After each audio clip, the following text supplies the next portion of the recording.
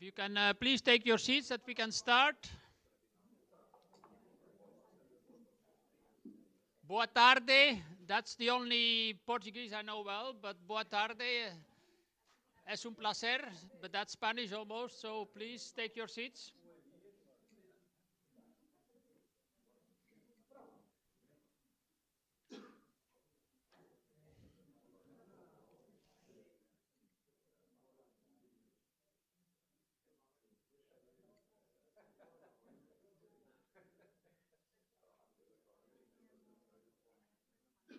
A pleasure for me to have this conference today about Brazil is back, EU-Brazil relations. And very much a pleasure also that we can cooperate with the Fundação Getulio Vargas, which we know very well. We have been cooperating in the past, and Vera was working here, I think, 27, 28 years ago, so I've been around for a very long time. So we know each other for a long time, so the world is small and history is everywhere, so, and we meet each other again, so fantastic that we can have this afternoon session discussing EU-Brazil relations, which has, of course, certainly over the last days, been the last weeks, a lot in the news. We have seen on both sides policy leaders from Brazil in Europe, but also many European heads of state, heads of government, also other ministers in Brazil and other countries of the Mercosur. We hope, let's say, since a change of government in Brazil, let's say there will be some change, but we will see. Let's say the omens are not necessarily so good, so that's why we are happy, let's say, that we can have this debate this afternoon. There are also many people online who are following us eventually from Brazil, from other places, following this debate. So we will have an afternoon discussing this. There will be also possibility to raise questions, not only for those in the audience, but those who are online. Let's say they can raise questions that will be organized by the technician who's there, let's say, and can help us to raise the question. So if you hear us, please think about, let's say, then ways of interacting with us and raising points. On one other thing I would say, look, I have a book here. People ask me already, is this new? No, this book is 10 years old. We did this book exactly almost 10 years ago with the Fundação Getulio Vargas about EU-Brazil relations. And if you read this book, you say, oh, it could have been new. I mean, these are the same issues, like speaking about the Mercosur, about the trade agreement 10 years ago. Will we have it, yes or no? Probably the one big issue which is not in there, I mean, climate change is also in there, it's a big issue which is mentioned, environmental concerns and so on, is probably China. That's probably the big change which has changed. Of course, China was there already 10 years ago, but the concern in Europe about China is now much bigger than it was 10 years ago. Of course, we had already concerns about China, but more in a positive sense. Now the concerns are a much more, I mean, worrying sense in Europe today. But that's the nice thing. You read this book and you see it's extremely well done. Also, Vera cooperated in this book. Other colleagues of mine cooperated. It was, I mean, the editor was Michael Emerson. Michael is still working with us, but he's already more than 80 years old, so he's not here.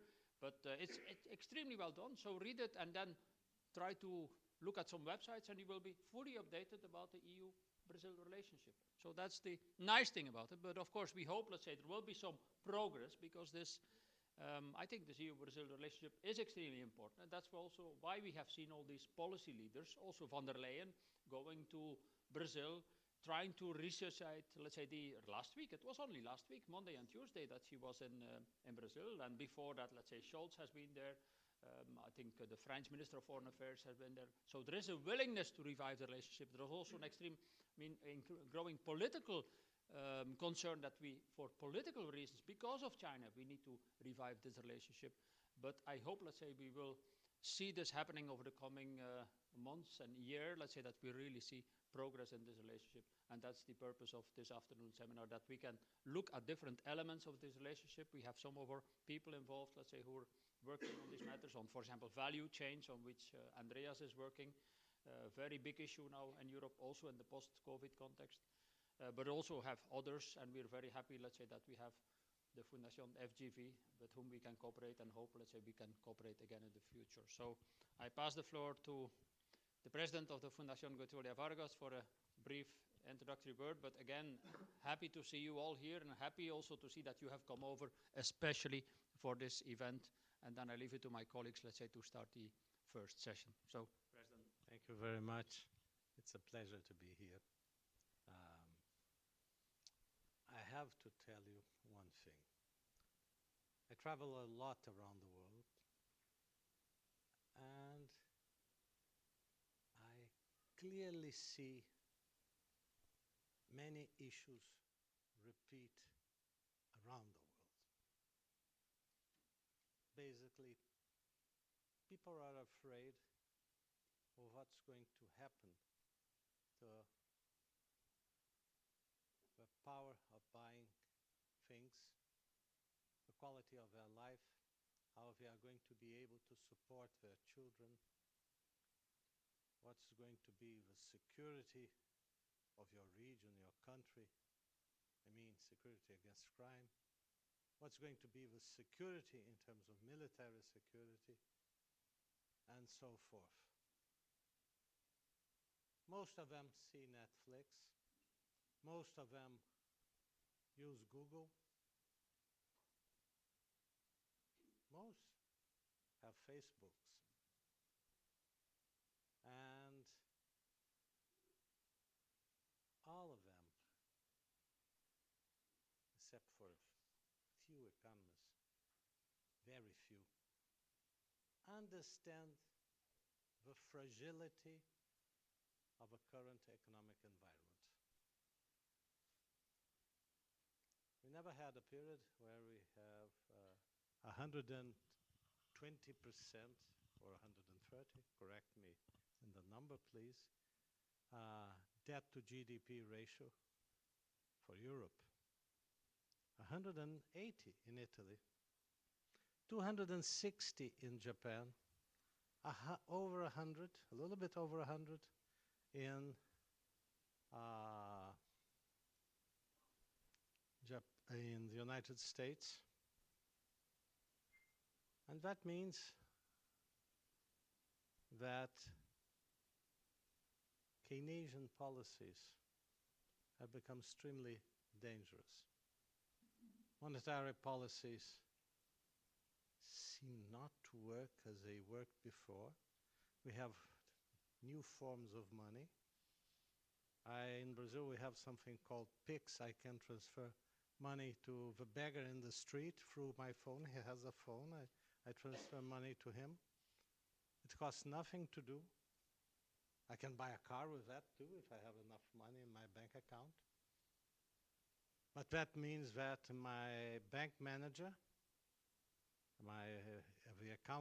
the people responsible for my account in Rio, they have all been fired, and now my account is registered in São Paulo, in a big office in a tower. And this is Banco Santander, a big bank. But all the agencies, each one of them with 50 employees, they have closed. And people, of course, didn't go to São Paulo. They were fired. So you see, digitalization is bringing a lot of unemployment. Not unemployment of unskilled labor, but employment of middle class and low middle class. Facebook sent away 10,000 engineers. So we are going through a period of trouble. And this trouble is not going to abate simply because we don't like it. This trouble has to be faced. On top of that, we have a geopolitical situation. And this is my opinion, it's not the opinion of any, certainly not of my government. In my opinion, you have a situation where Europe and Russia are being cannibalized by China and the U.S., but are preparing for the major conundrum in this world, which is the South China Sea. It's not Ukraine. By the way, in Ukraine you have a war that cannot be lost and cannot be won. The results would be disastrous in any direction. So what do you do? What can you do? Germany has a mighty industry. It sells cars everywhere. Let me tell you a secret. We are selling less cars. Vero will show this. We are selling less cars in South America. The Asians are getting the market. I have a Korean car, which is a copy of a Mercedes Class E, and I think it's better, and it costs half of the price. Germans get mad at me when I say this, but it's true. What's the name of a game? Well, of course, there is the face down in the South China Sea that is not controllable. My friend Thomas Goma from the IFRI said in a meeting that we were together in Tokyo, we are here, but we have nothing, Europeans have nothing to say about what's happening here, while Asians say a lot about what's happening in Ukraine. Of course, if you don't have the military force to say, you may even say, but people won't listen to you. So, the only game that interaction between Brazil and Germany first, second, between Mercosur and the European Union, is an interaction that deals about not only trade, but about the rhythm of innovation, the organization of a society. Let me just make it clear in two more phrases. The problem with Germany is not that Germany and Europe, per consequence, doesn't innovate.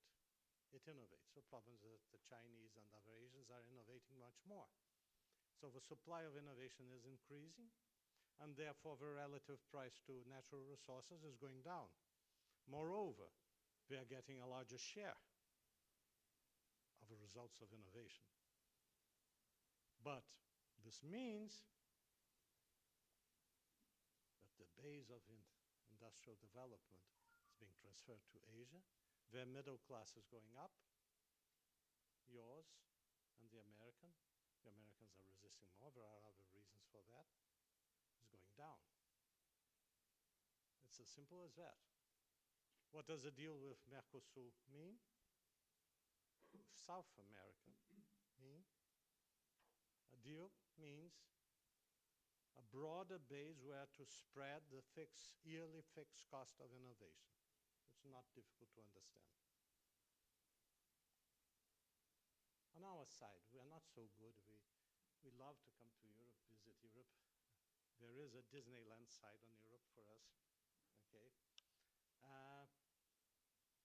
But we know Europe cannot live off people selling entrance to Igrotia Capri, but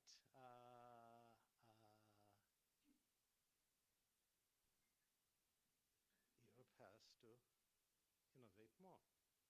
And we need to get more organized. European investment, don't think that we want your money. More than money.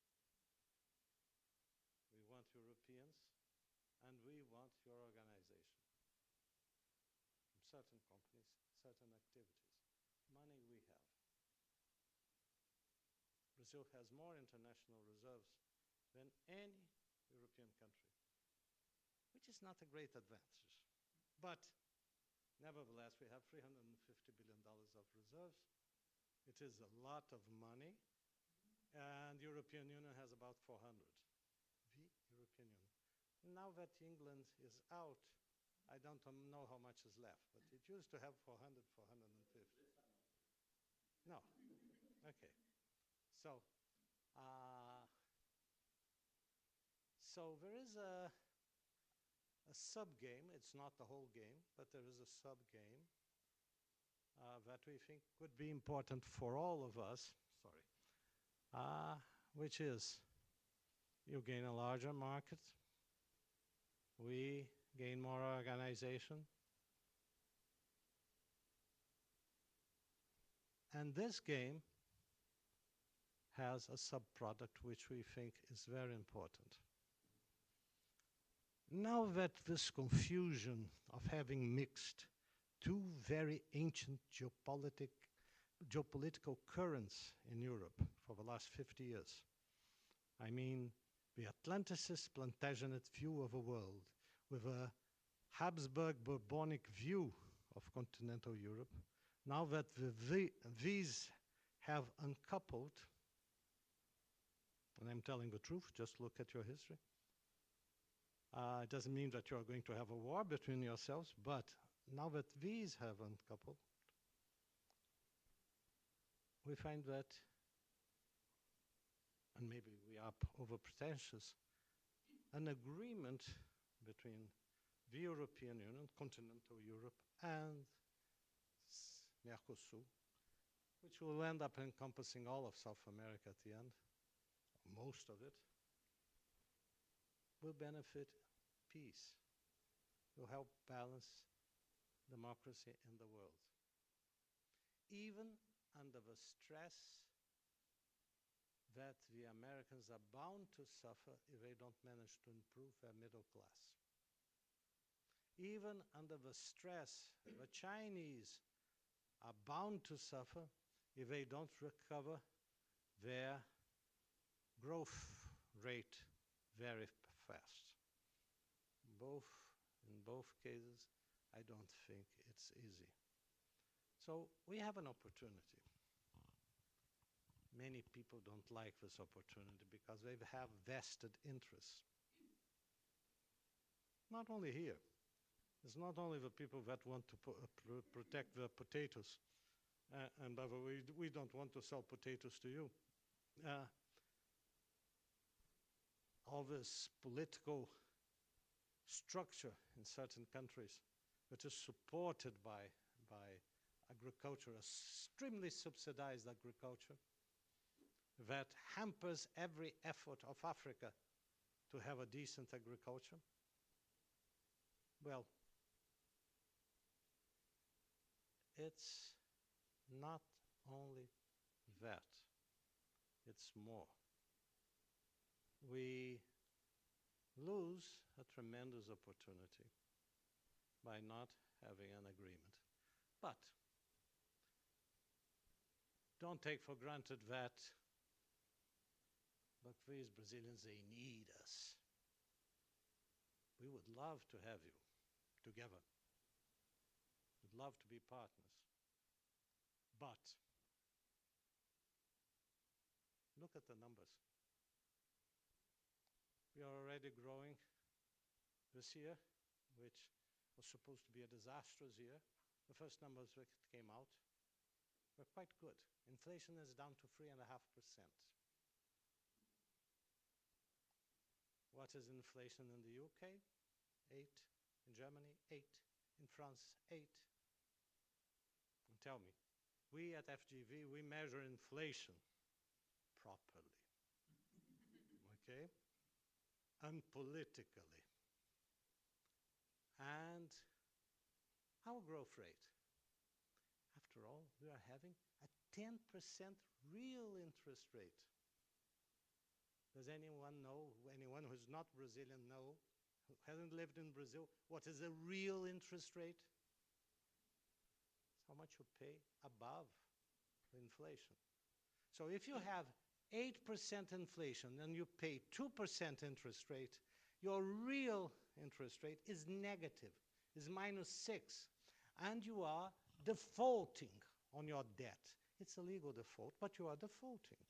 That's part of life. States do this quite often.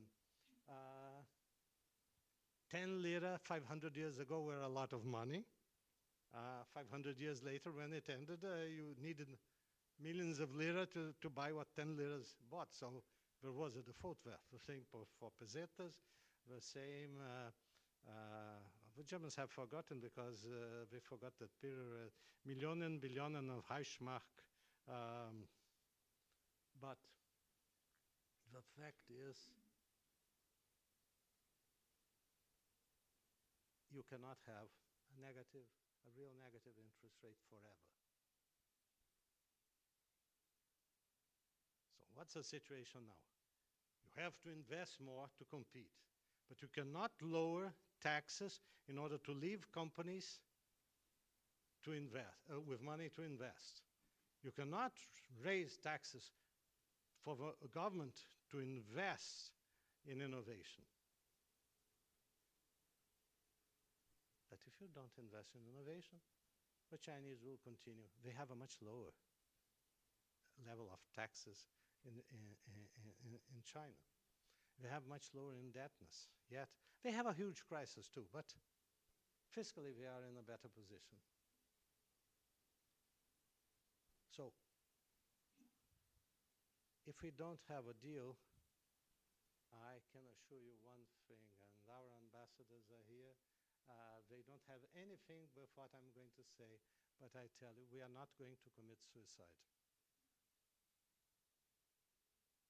We are going to trade more and more with Asia, although we would like to be not only trading. Trading is a small thing. We would like to be having a larger integration, a more complete. But politics is politics, and I have already talked too much. So thank you.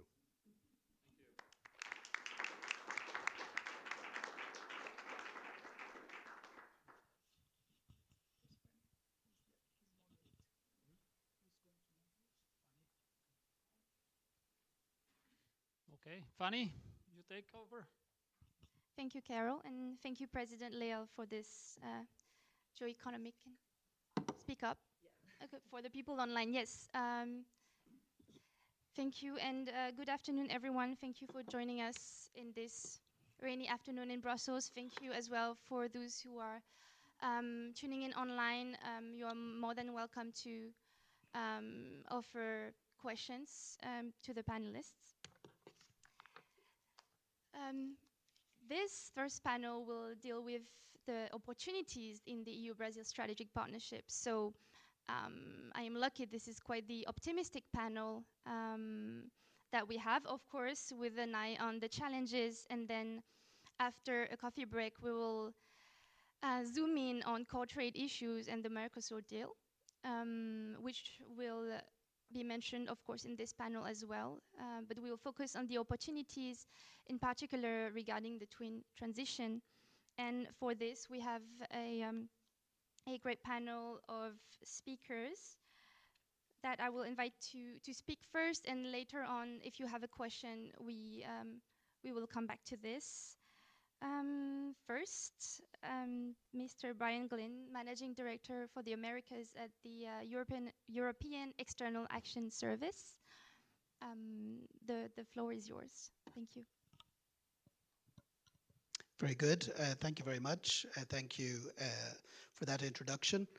I'm always torn, as ever in these panels, between doing what I'm supposed to do, which is to read out the nice lines that have been prepared for me, or to tell you what I think.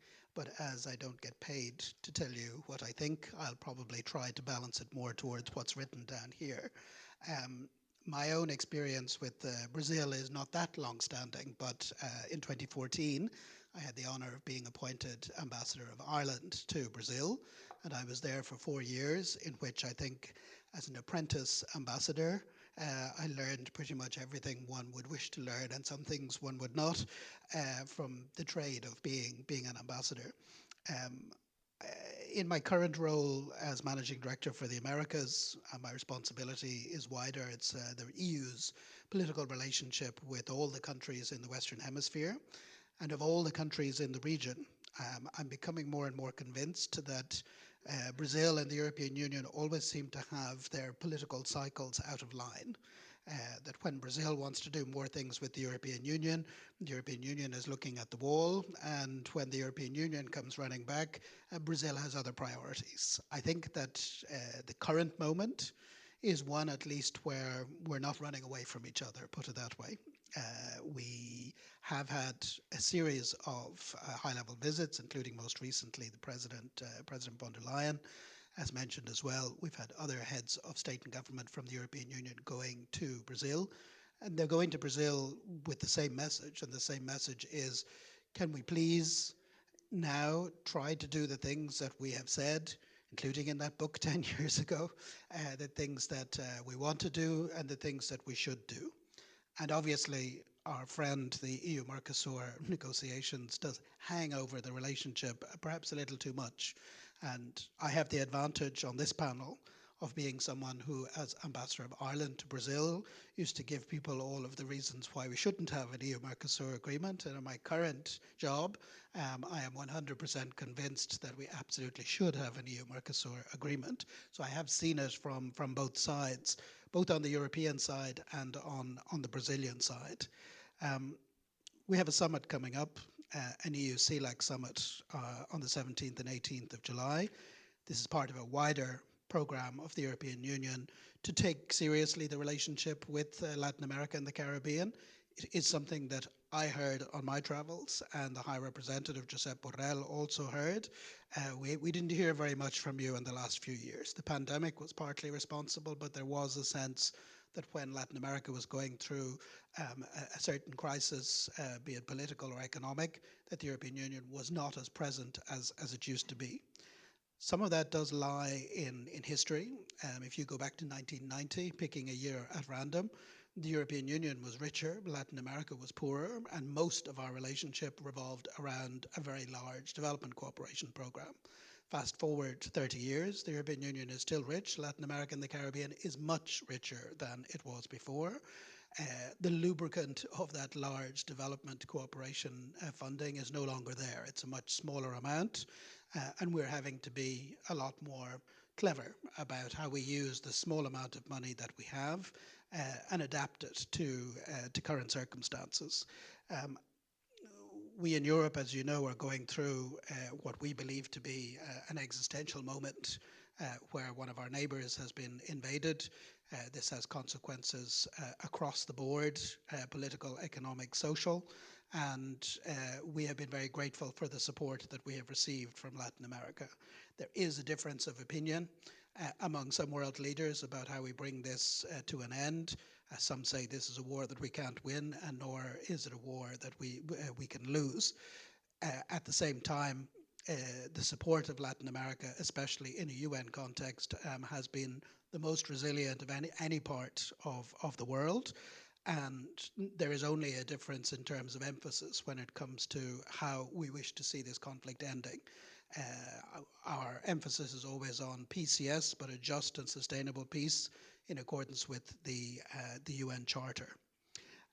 And this is one of the areas that, however many ups and downs there have been in the relationship between the European Union and Brazil, we have always cooperated with each other in the UN, and that active engagement in the UN is one of the many things that binds us together. It's no great revelation that in current geopolitical climate, the pendulum is clearly swinging away from the celebration of free trade and globalization towards economic security concerns, outright calls for protectionism. And finding the right balance at the moment is the key when it comes to this, to the political argument. The European Union, even though we're not always successful at selling this concept, open strategic autonomy means precisely that, and with the emphasis on open. And this indeed could also be interpreted as the earlier version of de-risking, which is something that has come into the vocabulary more recently. We know that trade is not a zero-sum game, and 38 million jobs in the European Union depend on our exports. So one of the key messages that President von der Leyen brought to the region and to Brazil in particular, that we want to deepen relations across the board.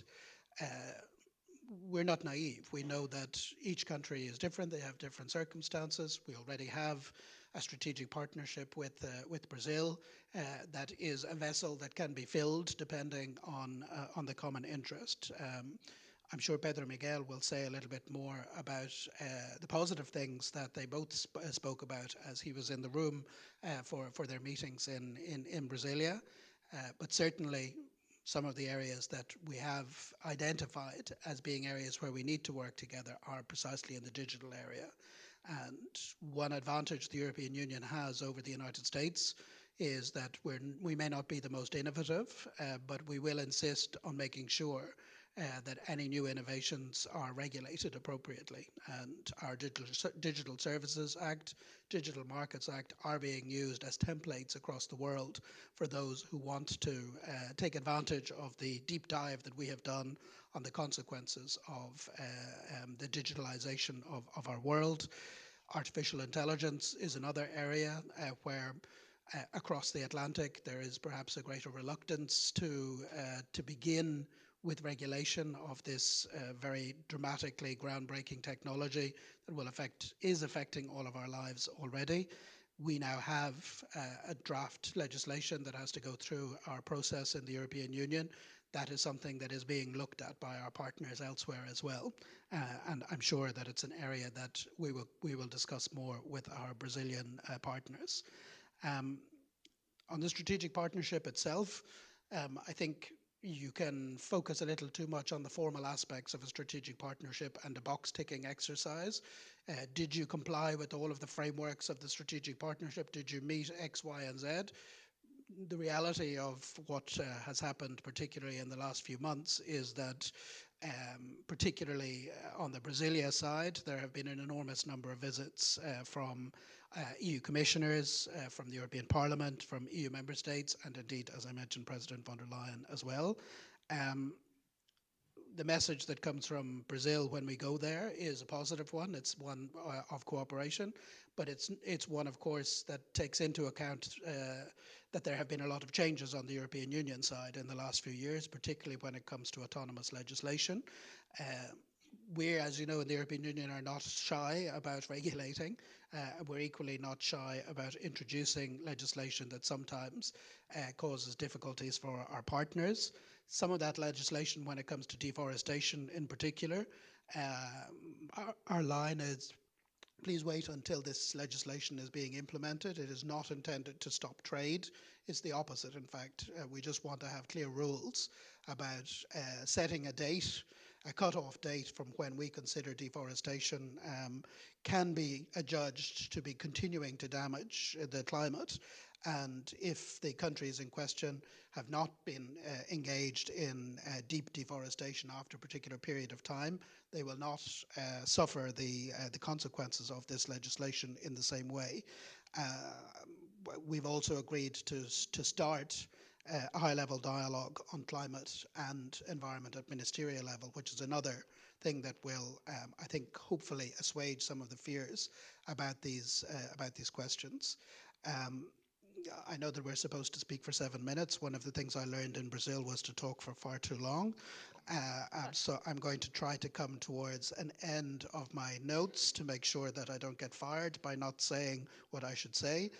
I know we're going to discuss Mercosur afterwards, but maybe just to take a brief moment.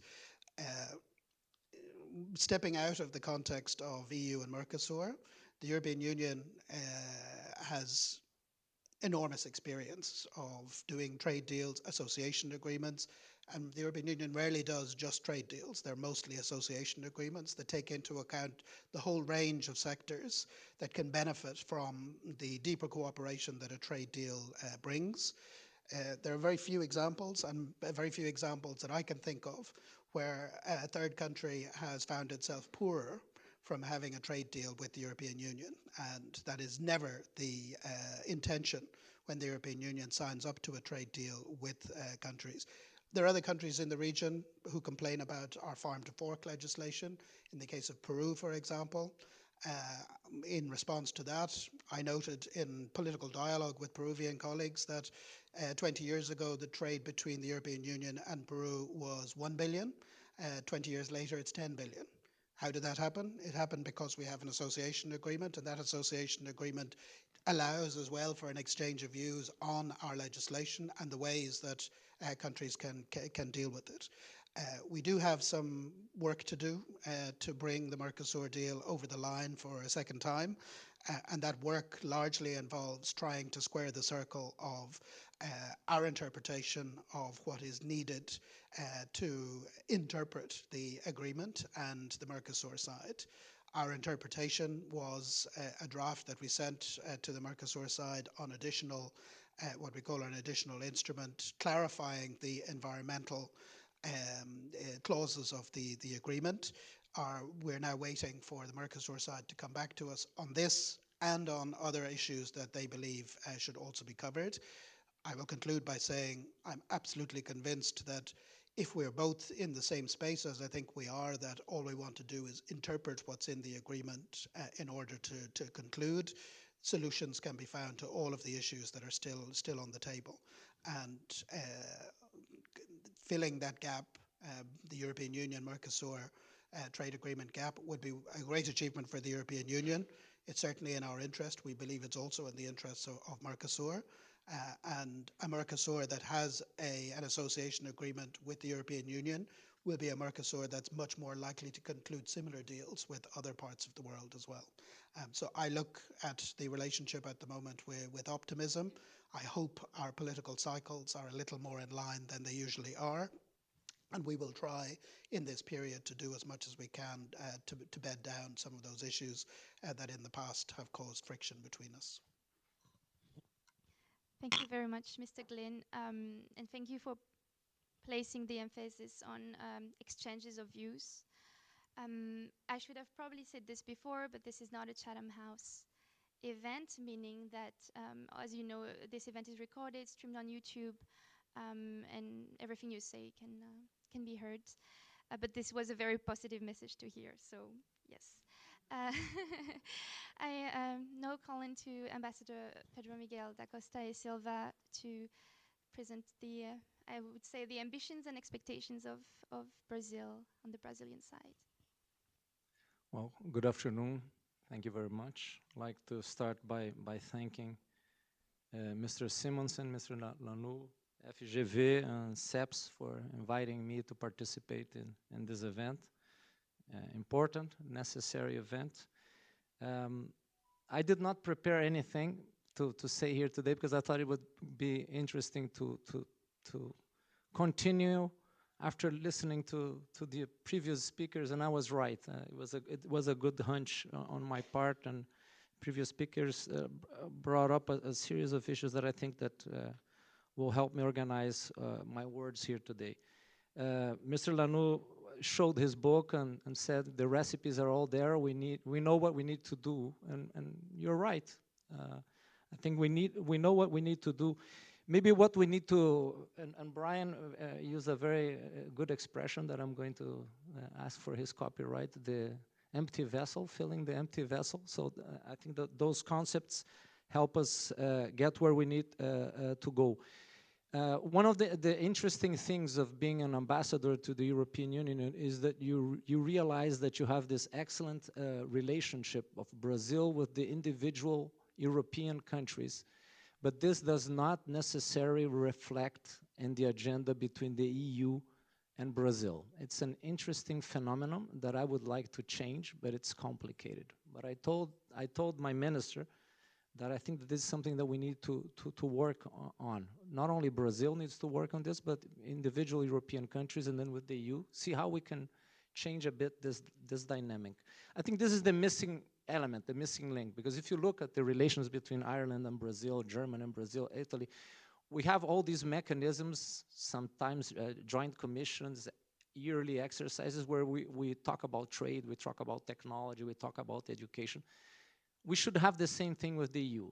And we have this strategic partnership, which by coincidence was launched by President Lula in 2007. But it has been, until now, somewhat of an empty vessel. We have some exercises that are successful and have been ongoing. For example, the human rights dialogue. We have some dialogues on for example, cooperation, but there's a lot of potential there. And I look here at the title of the event, Unleashing the Potential of EU-Brazil relation, and that's correct. I don't really like the concept of relaunch because we hear this about the relations with EU and Latin America, EU and Mercosur, EU and Brazil. And what I would like to do is to try to build something, help build something that goes beyond what you call the political cycles, that not necessarily match. And what we need is some sort of structured agenda that can weather changes in political cycles, weather different positive and negative signs in both sides of the Atlantic so that we can keep on moving. One thing also that is fundamental is that we have issues that are central to the European Union and to European countries and central to Brazil. But we need to maybe try to change a bit the way we deal with them and move beyond them to encompass other issues. And I'm talking here very clearly about the issues of sustainable development. Of course, when you arrive here, and even before you arrive here, there is a lot of interest and emphasis on the issue of the Amazon, on the issue of protecting the indigenous populations, the issue of deforestation, the issue of protecting other biomes of biodiversity. And this is a legitimate agenda, not only of Europe, but also of Brazil. It's an interest of the Brazilian society. But sometimes this conversation is framed in a very negative way. So I think that one of our tasks is to try to build something more positive. And for example, one of the ideas that is on the table is to have a high-level dialogue on sustainability and climate change, like we have with the Americans. And it's high time we have it with Europe. And we can talk about a series of other issues related to sustainability. Here you have, I think, as one of the issues that we should be discussing, clean energy. A lot to be done, be it green hydrogen or the potential of investment of European firms in Brazil in other areas such wind-powered energy, solar energy. And we have the issue, which is very delicate here, of the biofuels. Of course, when you talk about biofuels here in Europe, hair on the back of the head of people start raising because you talk about fuel versus food. But what Brazil wants to bring to the table is another discussion, which is the discussion about advanced biofuels, which are produced from waste. And there, you're not going to plant a single inch. You're not going to use land. You're going to use refuse. So I think we should try to talk about that. We can talk about critical minerals.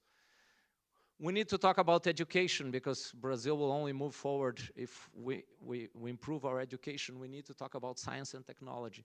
There are so many things that we can talk about, and we need structured dialogues that we have already with many European countries bilaterally, but we don't have it with the EU. And that is, I think something that we need to move beyond.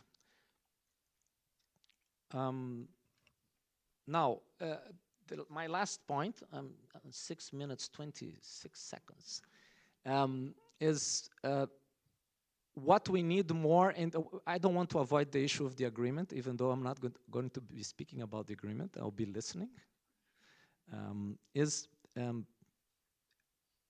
the 3 tracks. We have the bi-regional track. We're going to have the summit now. It's an important track for both regions because we can even cooperate with the EU to do technical cooperation in other countries of the region. We have the Mercosur track, our agreement, and we have the bilateral track about which I have just been speaking. And then we have this issue that Brian mentioned, which is something that is very on Brazil's mind right now, is how do we look at the EU when at the same time the EU is proposing that we do an agreement, but at the same time it is moving in the direction of its autonomous legislation. How do you bring these two together? How do you analyze these two different tracks? For me, the only solution, and I think that you hinted at this, is if we increase our channels of dialogue and exchange of information and cooperation on this legislation to make sure that we don't fall into the trap of having a very negative bilateral agenda between the EU and Brazil, which is something that really worries me, because I think that there is a lot of potential for a positive agenda, but we need to make sure that these new autonomous legislations do not generate trade distortions, trade diversion, reputational costs, and create this feeling of a negative agenda between Brazil and the EU. So for me, the solution is simple. If we can sit down, we can coordinate, we can talk about this and other things in a cooperative, with a cooperative frame of mind, I think that there is huge potential. And I am an optimist, and I'm paid to be an optimist because that's my job here, to foster the relation. But I think there is a lot of ground, and I'm sure that with our European counterparts, not only the EAS, the Commission, the European Parliament and member states, but also with the involvement of academia and the private sector, I think that we can move beyond the project that you have in your book to make sure that the next edition, there will be some movement forward. Thank you very much.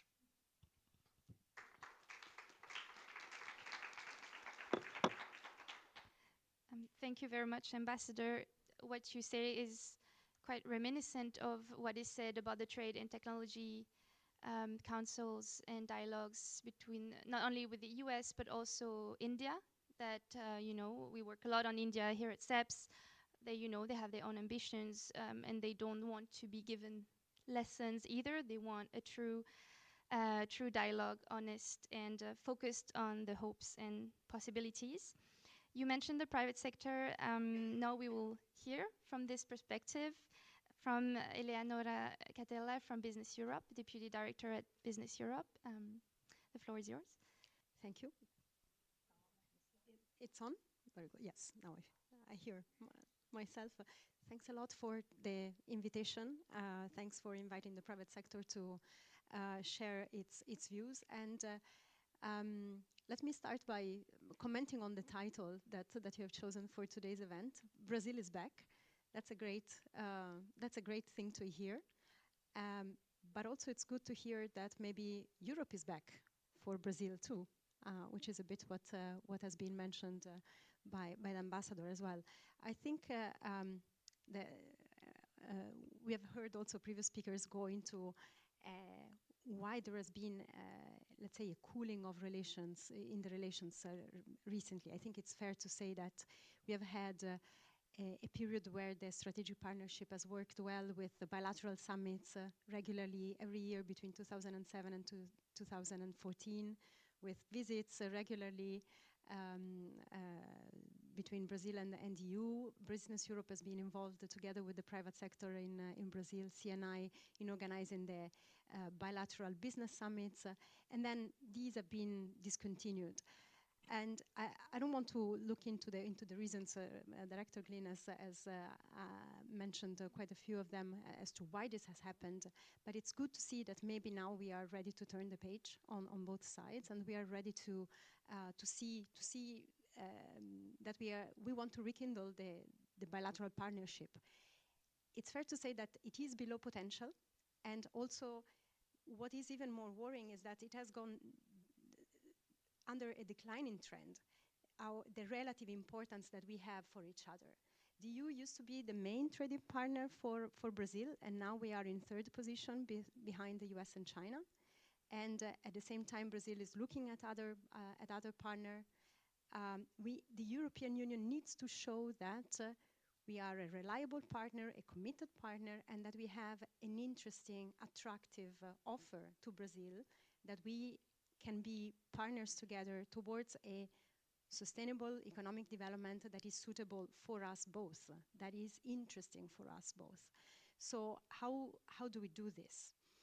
The ambassador has been much more creative. I'm going to look into the tools that are already on the table and that we would like to be improved, finalized, and so on. I'm thinking of the Mercosur Agreement, the Global Gateway, and also at the bilateral dialogue between each other.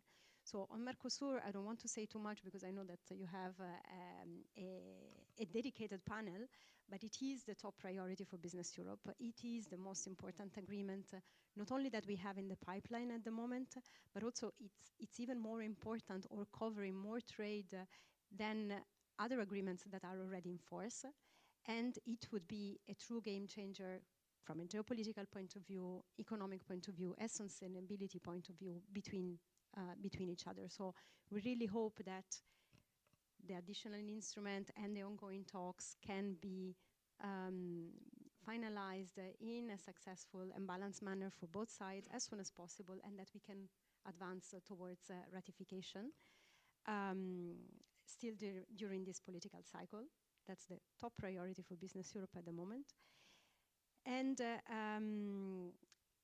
Global Gateway, it is an interesting initiative. It is a powerful tool that is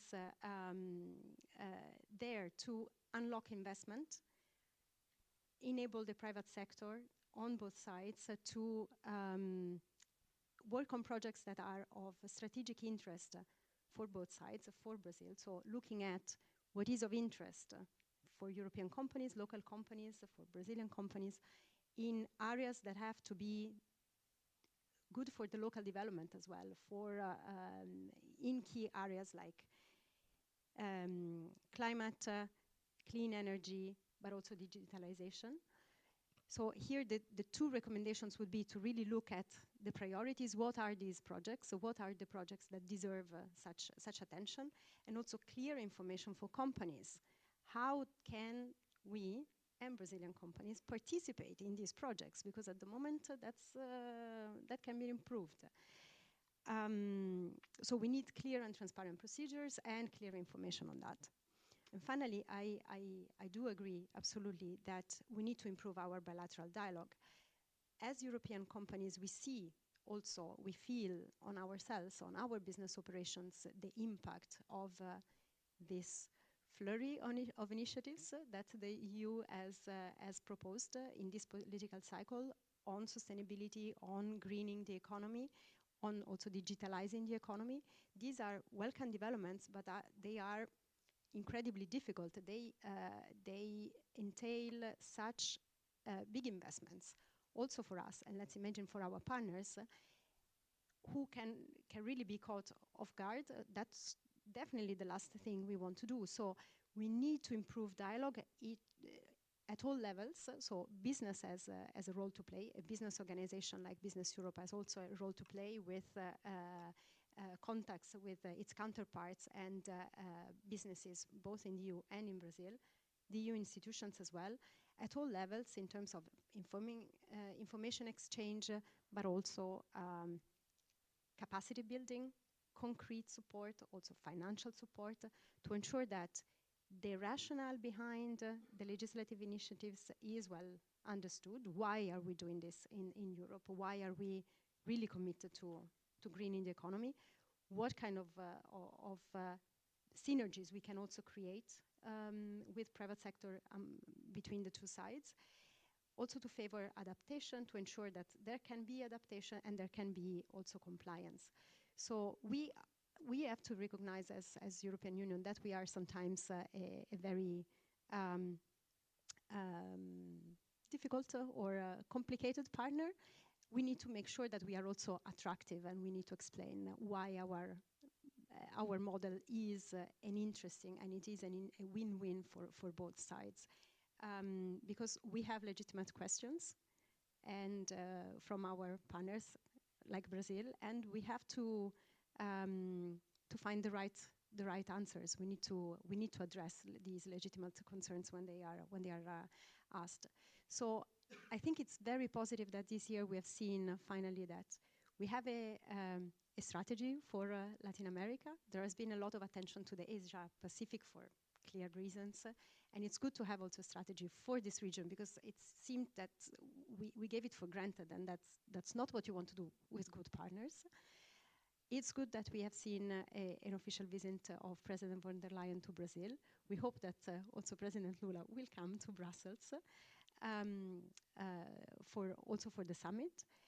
And I think Brazil is back, and we have seen positive messages also at the last COP in Sharm el-Sheikh, the new commitments on sustainability.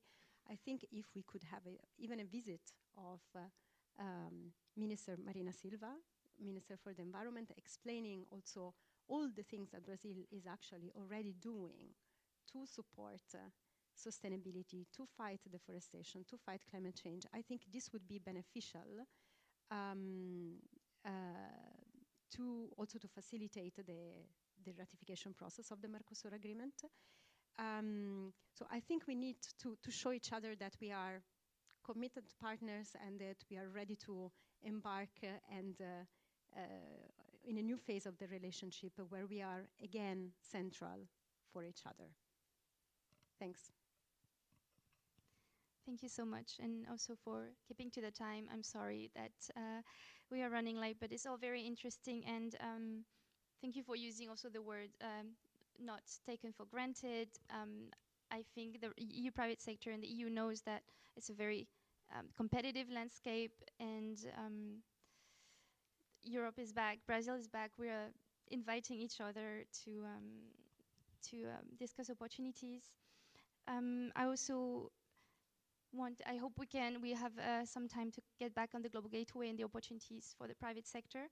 But first, I would like to welcome Marco Rudiger from Fundação Getulio Vargas, Director of the School of Communication, Media and Information, who will also discuss not only digital opportunities, but the place of media and democracy, bringing a very much welcome civil society perspective to this discussion. Thank you.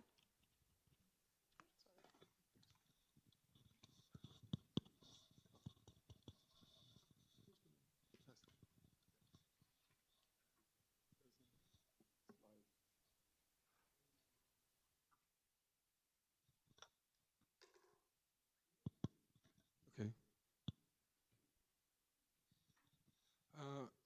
I'm going to make a presentation, a very light speed presentation, and I hope I can be very clear. Hello? Oh, okay, good. Okay, so basically I'm going to talk very briefly about the political environment in Brazil, how it changed, and how I think, and I agree, it's much better now than it was in the past 4 years, and so it represents a lot of opportunities that we can work together. And so basically this is the structure. I'll be very quick and we'll talk first about polarization democracy, then the political situation right now in Brazil, how the Congress is working, and I think it's working much better than it was in the past, although with a lot of problems still. And we have the opportunities and our work with European Union, monitoring democracy in Brazil. So basically, polarization democracy, it's something that happens not only in Brazil, but happens here. The Brexit is an extreme example. Then we have also Donald Trump's presidential election, very controversial at the same time.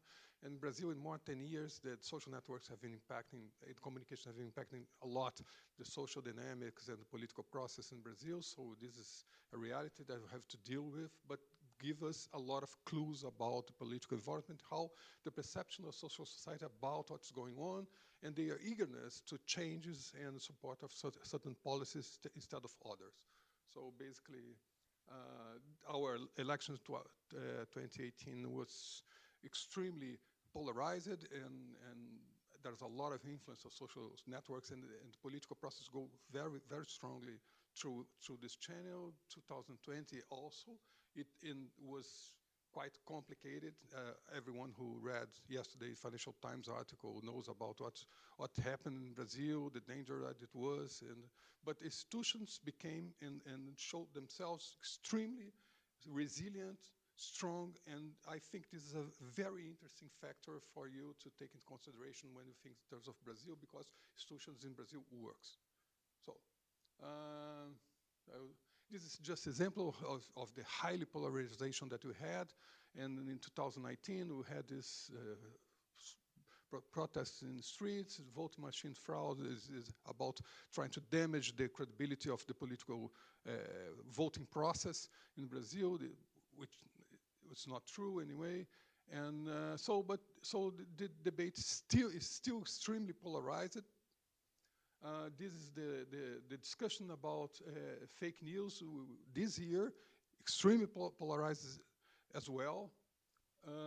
But there was some interesting changes in the political environment. We know that far right in Brazil is still strong. So it has a presence in the Congress, but and in social networks is extremely strong, much more than others. The PL is a party that represents most of the extremely right. Different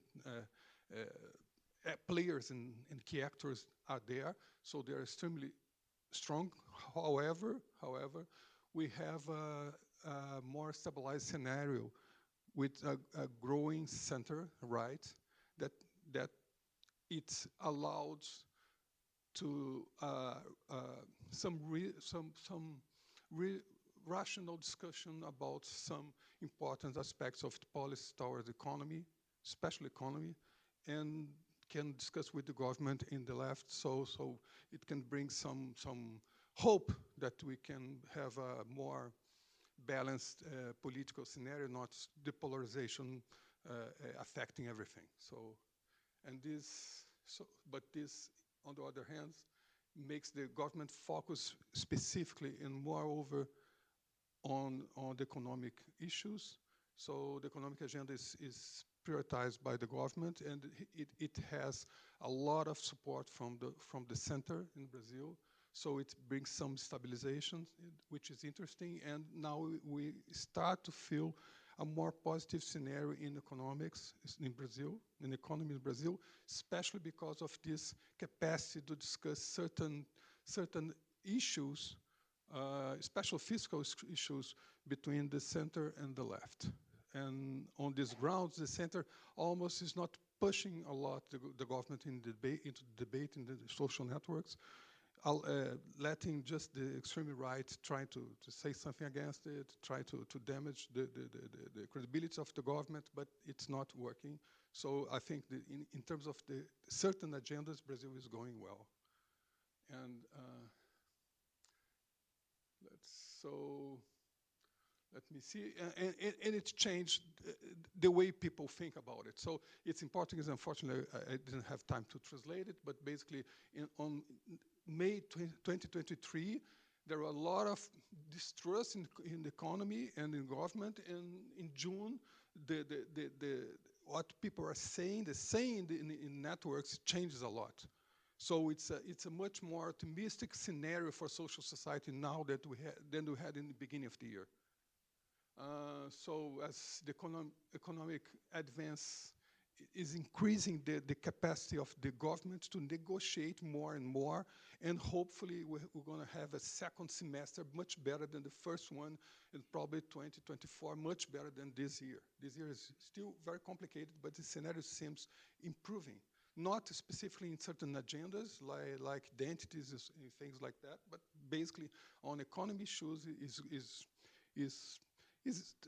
we can see serious advance. So I think we have a lot of issues and areas we can cooperate with the European Union on. Is basically, and this is extremely important, the regulation of social platforms. I think this is something that our superior courts look for Europe example in terms of Telegram and so forth in order to create some kind of agency and enforcement over the platforms during the electoral process. I think this is very important. So I think this is something that we should keep discussing common rules. Let me see, let's go ahead. Oh, sustainability, the environmental agenda is something important. As we can see, it's strongly supported by social society. This is just what people are saying, the society is saying. There's strong support in terms of the environmental policies. And let me see, it's not passing. Can you help me? Oh, thank you. Can you just jump again, please? And again. And again. Okay, so this is the final one. I think this is very, very important. We should right now start to discuss the regulation of artificial intelligence with European Union. I think we must have, if you take in consideration that Brazil is the 5th largest social network market in the world, I think it's very interesting, and I think it's from a strategic perspective and interest of Europe to have a deal about common rules with Brazil on this regard. So this is something, this is the area that we can work a lot. So can you, let me see. Okay, this is the work we have been doing under the support of the European Union, digitalization democracy in Brazil, supported by the German government, and media and democracy, which is supported by the European Union directly from Brazil. So, and we have been receiving and have the opportunity to promote a lot of debates at FGV with the European Union and key players of the European Union, and this makes us extremely proud. So I'd like to thank you very much, FGV Europe, Professor Cesar Campos, and that's it. Thank you so much. Thank you, and thank you for mentioning standards and regulation cooperation, which is also part of what the EU would like to do with a fellow democratic entity such as Brazil. Okay, how should we do this? First, if you want to react to what your co-speakers have said, you're more than welcome to just take the floor. But I would also like to see whether there are questions in the audience. I'm sure there are many. Yes.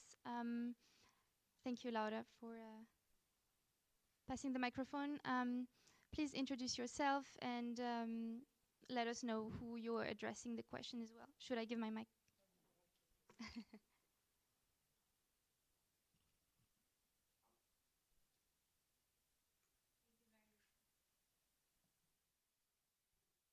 Thank you very much, and good afternoon. It's lovely to be here. I'm Elena Lazaro. I head external policies at the European Parliament's Research Service, but in all full disclosure, in 2014, I left FGV, where I had been working for 6 years, for a sabbatical at CEPS, and I ended up staying in Brussels, and never doing the sabbatical, by the way, but so it's really a place where everything comes together.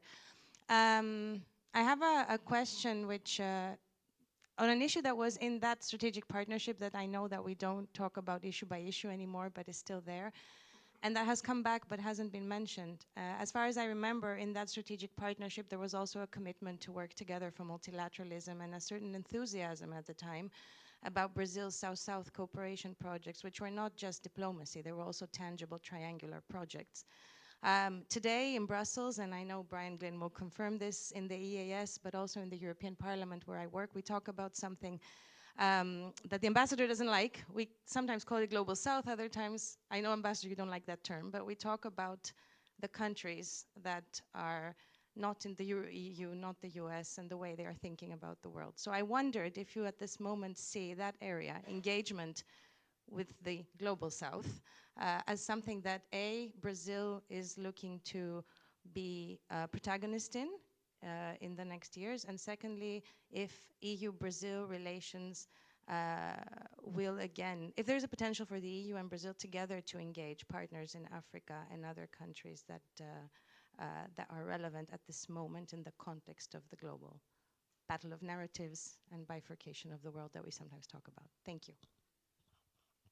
Thank you. Perhaps we should, there was another question, so we may take it, and then there are 3. Okay, we'll take the gentleman at the back, and then, I'm sorry, we have a hand raised here as well, and then we'll... It's Philip Blenkinsop of Reuters. I know that there is a panel 2 which is going to discuss Mercosur, but 3 of you did mention the EU-Mercosur deal. So specifically for the ambassador, when can we expect this response from Mercosur? Do you have some sort of sense of when it's going to come? And maybe you can give us a sort of advanced flavor about what additional items you might be looking for. And maybe just broadly for the other members of the panel, what do you think it's going to take to get that deal over the line, and how significant is the upcoming EU-CELAC summit for that?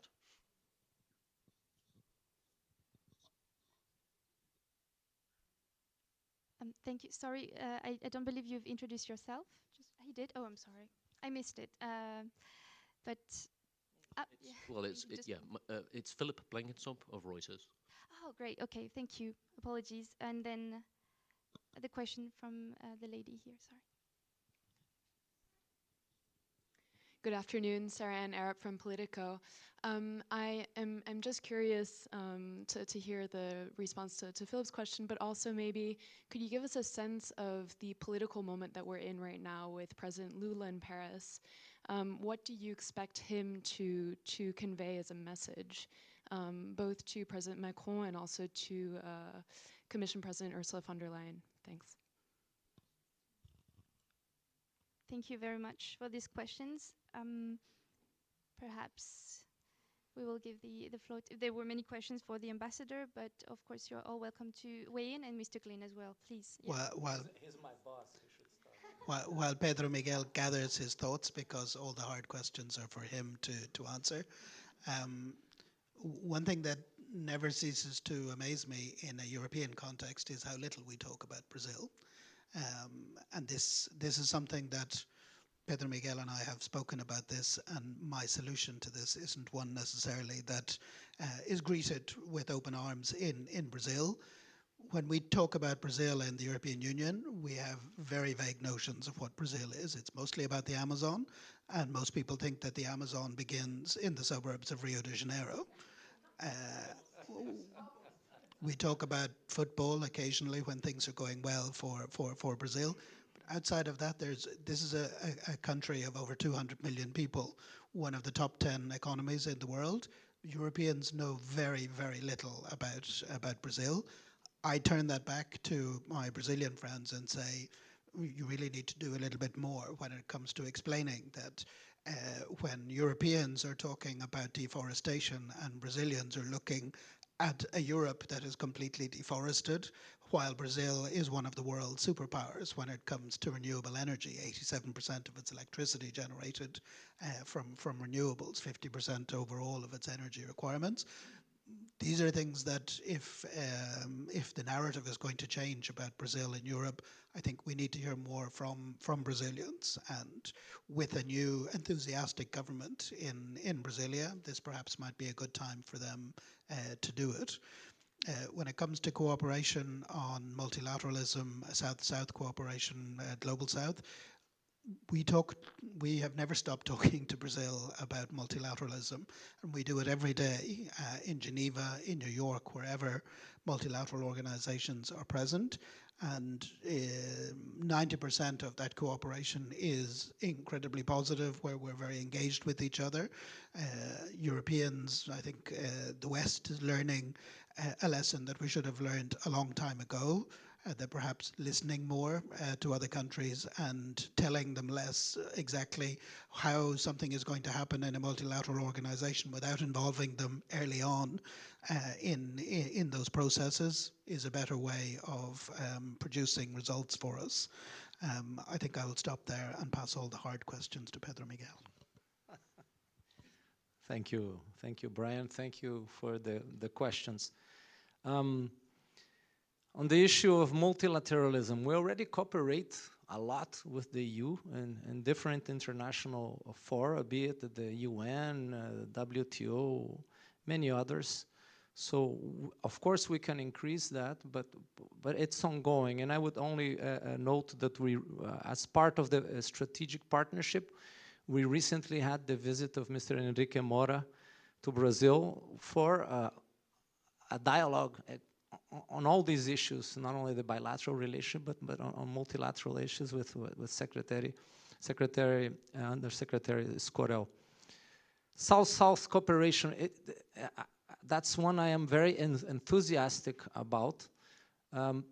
One of the difficulties we have is that we have different international cooperation models, Brazil with ABC and the EU, but I am going to keep on insisting on possibilities of doing this cooperation in third countries, be it in Africa, be it in Central America, in the Caribbean, And the reason is very simple, is because some of the challenges of these countries are challenges that Brazil faces or has faced. So we have some solutions that are maybe easier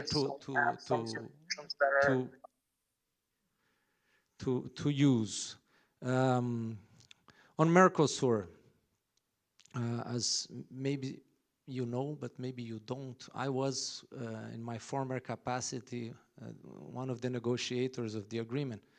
Now there are new negotiators, and I am just the ambassador of Brazil to the EU. So I don't have all the information on what you asked me. What I can say is that Brazil is moving as fast as it can on generating a response to the European proposal, on the famous additional instrument or side letter. But this needs to go first to our colleagues in Mercosur for us to have a consensual Mercosur position. And then we will be able to sit down with the EU negotiators and move forward on that. Apart from that, as you know, and it has been clearly stated even by our president, we are looking at the rest of the agreement. And one of the parts of the agreement that has caught the eye of the new Brazilian administration is government procurement. And I think that the president has spoken, the Minister of Foreign Affairs has spoken, so I don't really have anything to add on that. What do we need to conclude the deal? And then I will only speak from my experience. And it was the word I most used during the negotiating process: flexibility from both sides.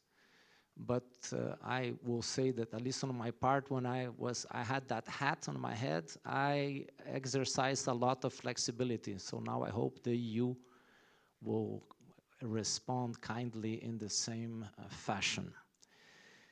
What will my boss, the president, say in Paris? Well, I don't know, because I'm not there, but I will answer the question coming back to a point that Brian made, because I think is of interest and can give you some clues. I had the privilege of sitting in the conversation between President Lula and President von der Leyen, and it was a very good, positive, constructive conversation. I came back to Brussels very enthusiastic. And they spoke about the issues that you imagine they spoke about sustainable development, what we can do together, what to expect side to side. They spoke about the agreement, some of these issues that I mentioned to you, and the president, of course, said that if we are strategic partners, we have to treat each other as strategic partners, and I think the message was in his speech and it was in the press, so I don't need to repeat that. I think that President von der Leyen was surprised about Brazil's clean energy matrix, and I think there is another area where we have potential. We have spoken here today about democracy. We have social media. We have spoken about the digital agenda. All of these are areas in which we have potential to work in. And what I tried to reflect here in a very informal manner in my first presentation to you was what I think the president, in a much more competent manner than I, since he's a great communicator, will transmit in Europe, which is that we want a relationship based on cooperation, working together, dialogue, and on respect, and on consideration of our realities, our needs, and the places where we are and where we want to get to, take into consideration our projects, our national projects. I hope that I managed to answer at least some of the questions. Thank you. Thank you so much. What we can tell from this discussion is that it does not happen often enough. And I'm sure there are many more questions. Laura, is there anything online? I don't want to make the online audience feel that, no questions online, okay. Then perhaps before a coffee break, which I'm sure everyone will be very happy about, and during which you can ask I'm sure more questions. I would like to hear the closing statements from the speakers on if you've already given your final take, not final, but current take on Mercosur or bilateral talks, maybe in a closer horizon, if you have any expectations or hopes for the EU CELAC summit next month. That can be also one way to keep the momentum going until July. Perhaps we'll start in reverse order, so maybe starting with Marco and then Eleonora and then moving back. Thank you. Well, I'd just like to add that I think we should update the common agenda that we are trying to pursue with the European Union. I think issues like artificial intelligence, social platforms, so forth, must be included in this discussion. Probably not now in this agreement that we have been discussing, but in the near future, and not only in terms of regulation, but also in terms of opportunities for startups and new companies on highly advanced areas from both sides to invest in each other and put together researchers and investors and also entrepreneurs that can develop strong economic relations that became after that relations based on mutual trust. I think this should be included in the front line of the new steps we can have together. Well, I think it has been a very interesting also for me to hear all the suggestions that have been made in terms of topics that we can discuss together, topics where we can advance a common agenda because they are priority on both sides, and where we can also learn from each other. The ambassador has mentioned the clean energy matrix that is indeed, well, not a surprise for those who know it, but indeed Brazil is a leading example in that sense, and as Europeans we have learned that we have to do better in that respect. So how we can learn from each other, put to fruit also the exchanges. I think, again, Mercosur would be a great way to set a platform for also future cooperation in multilateral fora to advance common standards that we both believe and are attached to. So I think we look forward with a lot of optimism to the next summit coming on the 17th of July. And we really hope that 2023 is a great year for EU-Brazil bilateral relationship. Thank you. Maybe I didn't speak enough on the issue of the very important issue of the digital agenda and all that it encompasses, from democracy to the consumer protection and consumer rights, etc. And we have this proposal on the table. Not only are we working on a digital alliance in the region between the two regions, but Brazil has an interest on having a digital partnership, high level, with the EU, specific to Brazil, because there is a lot that we can do together, as you rightly mentioned. There's a lot of interest also on European regulation.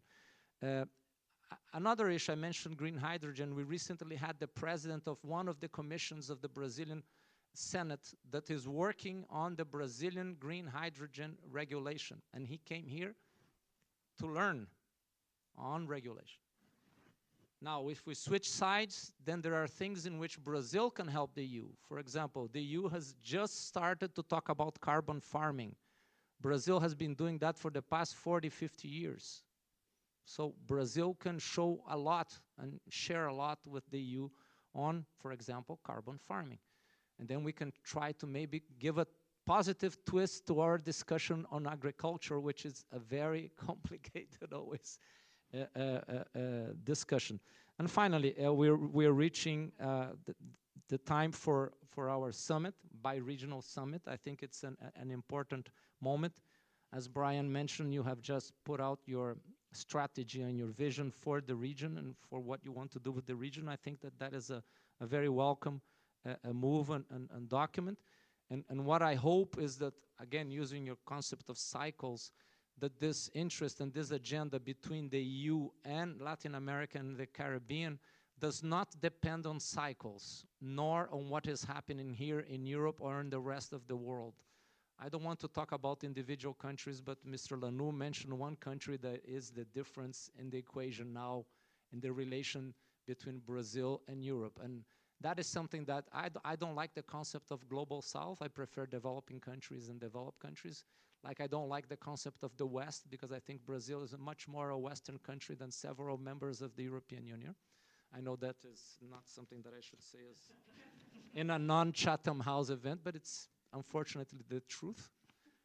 But I think that we need to have this relationship, not because something else generates it, but it needs to be justified on its own merits. And I think that it has merits. Thank you. Thank you.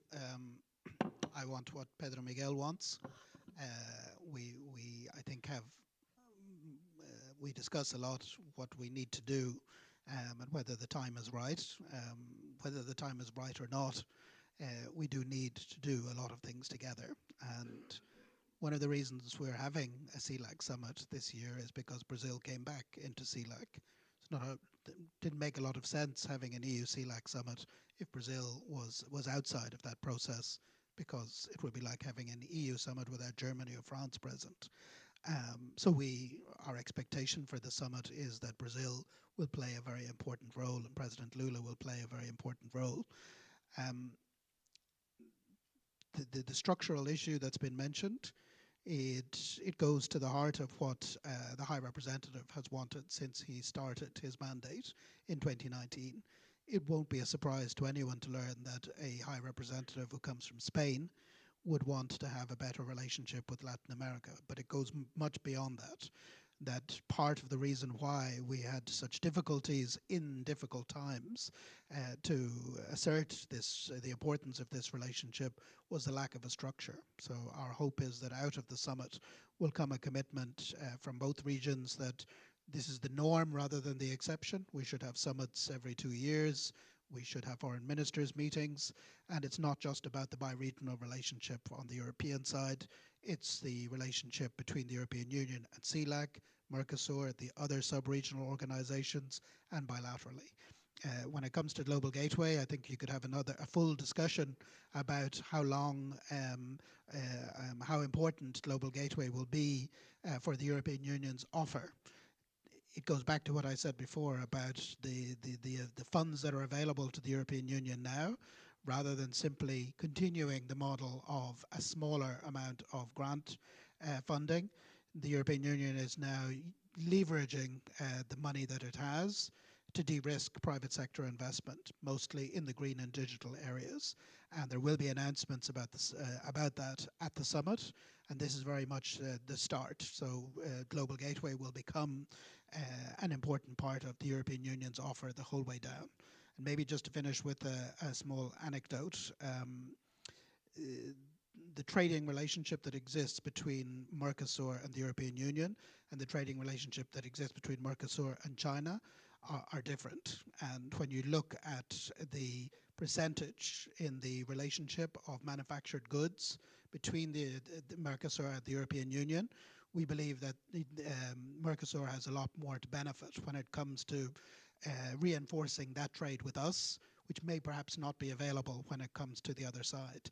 I learned recently that 500,000 packages arrive in Brazil every day from China with a value of under $50. It's relevant because there was a proposal that these packages would become subject to tax again. And I think it was politely pointed out to the government that 500,000 packages arriving every day, there is no possibility that you can control 500,000 packages. You might be able to open 1,000 of them in a day. What is inside those packages? In many cases, there are things that are also being produced in Brazil, perhaps not as efficiently as they are in China, but it goes to the heart of this relationship about industrialization and deindustrialization, and we believe that the EU-Mercosur deal offers an opportunity on the Mercosur side to strengthen that side of the equation. Thank you. I think, yes, absolutely, coffee, and I think another round of applause for our speakers, and we'll see you after the break.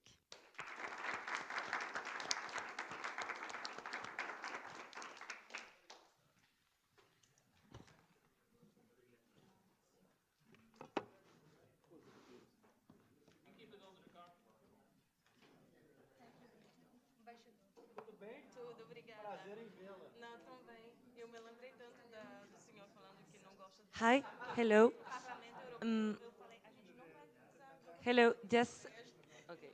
No, I don't think it's gonna work. The coffee break is gonna be 10 minutes instead of 15, okay? Because we are running a bit late. Okay. So I recommend you hear me to well? go to the green room. Can you hear me well?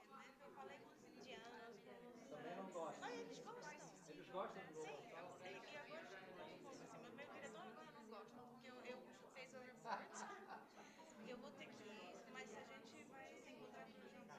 Eu sei, eu entendo. I still speak. I still speak, yes. I will try. How are you doing? He was the greatest mentor ever, and I think that I owe a lot to what I am as a manager. I always admired Elena that she was there so long.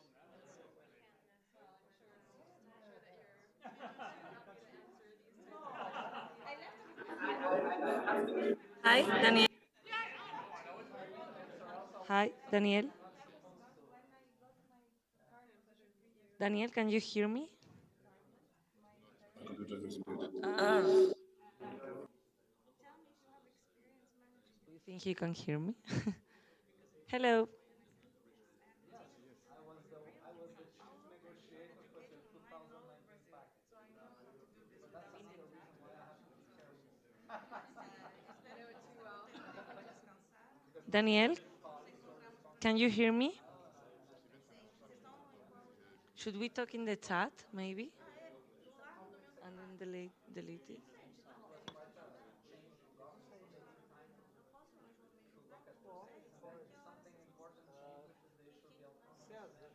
Que horas nós vamos sair do jantar? Eu vou pro hotel. Eu vou sair de lá. E vou sair de lá. Que horas é o jantar? Que horas é o jantar?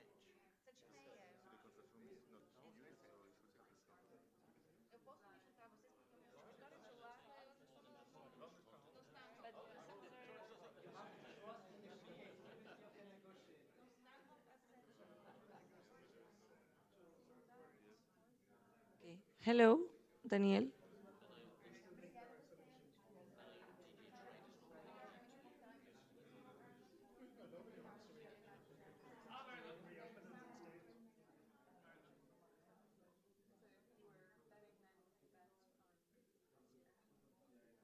No, one thing for sure that one of you asked, you can't expect news while the sun will shine.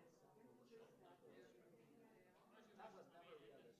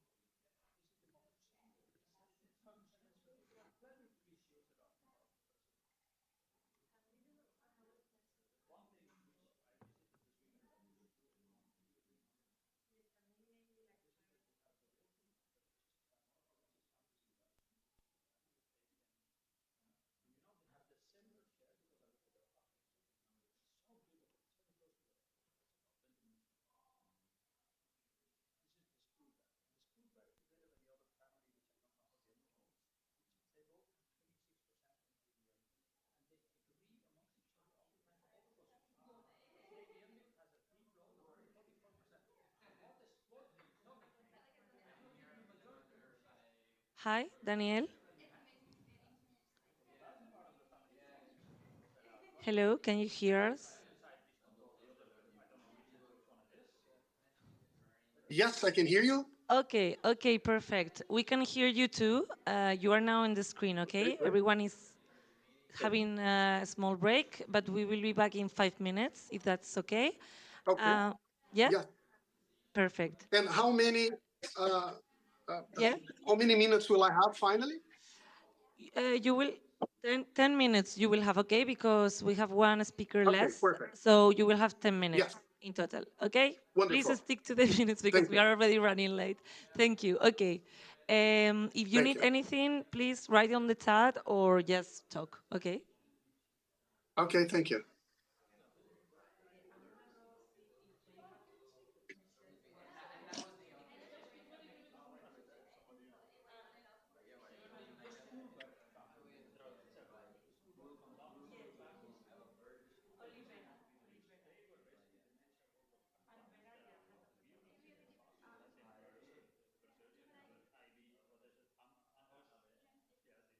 Hi, Michelle. Can you hear us? Yes. Okay. You, we can hear you, but I think it's a bit low, right? Is it? Ah, perfect. Is it Now, not better? yeah, Yeah, great. now it works. Okay, I just told Daniel that we are having a small break. We are running a bit late, okay? But we will be back in 5 minutes to start with the second panel, okay? So, Okay. sorry. Sorry? Go ahead, Michele. Sorry. May I ask you if we can share our screen here? Xavier, can they share their screen? Yes, you can. You can share your Okay, screen. great. And you will have 10 Thank you. minutes, okay? Okay, I maybe I'll not use that much. Okay, Okay. no problem. Daniel, you wanted to ask something? Yeah, so I'm switching between Wi-Fi's to make sure which one is best. I'd like to try with this one that I have just signed up, if that is okay. Okay, you can try. We hear you very well. The image, I don't really know. Xavier, maybe you can. Can you hear me well? Is it working well? Yeah, the sound is If you okay. can. Okay, so I'm going to follow this one. I'm going to switch off the second one. Okay, perfect. Thank you. Thank you.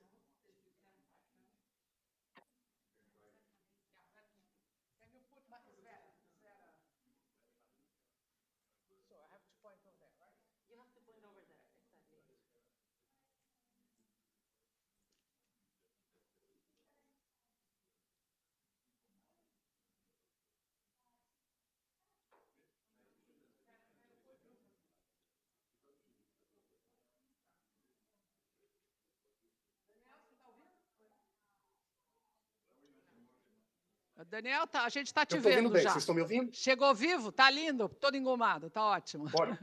A Michelle também, já estou te vendo, tá Maravilha. ótimo, tá? Vamos lá. Good.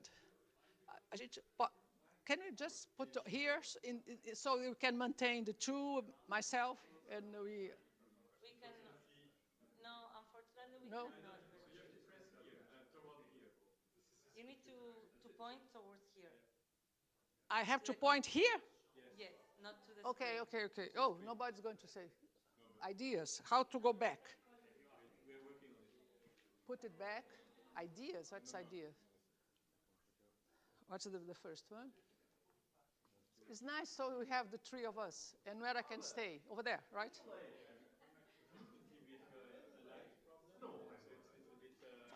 Doesn't matter. It's not true. No, this is not the first one. It's not to be seen. It's just to impress them. Where you have to point. Because it's impossible for you to change for me, because there are many. Do you think you have the battery?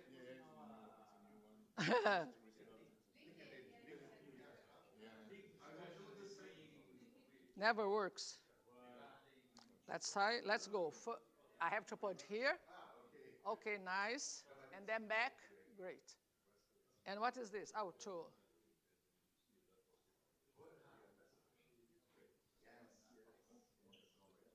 So, ready?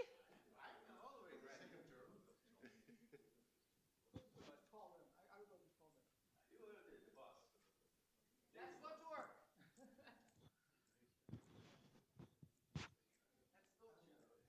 I have to bring my bell. I have a bell. I have a bell from Switzerland. Shall we go? Where's everybody?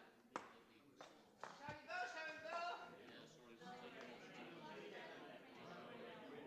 Who else? Who is there? Nobody else? Shall we go? Who else is there? Nobody?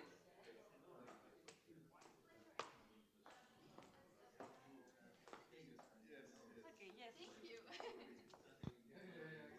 start. Can I start? You?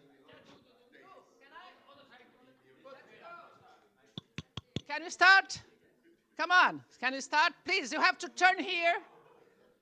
Because so we have the two other panelists. Hello, hello. Can you go? Shall we? Okay. Please. You are the moderator, right? Yes. Okay, go ahead.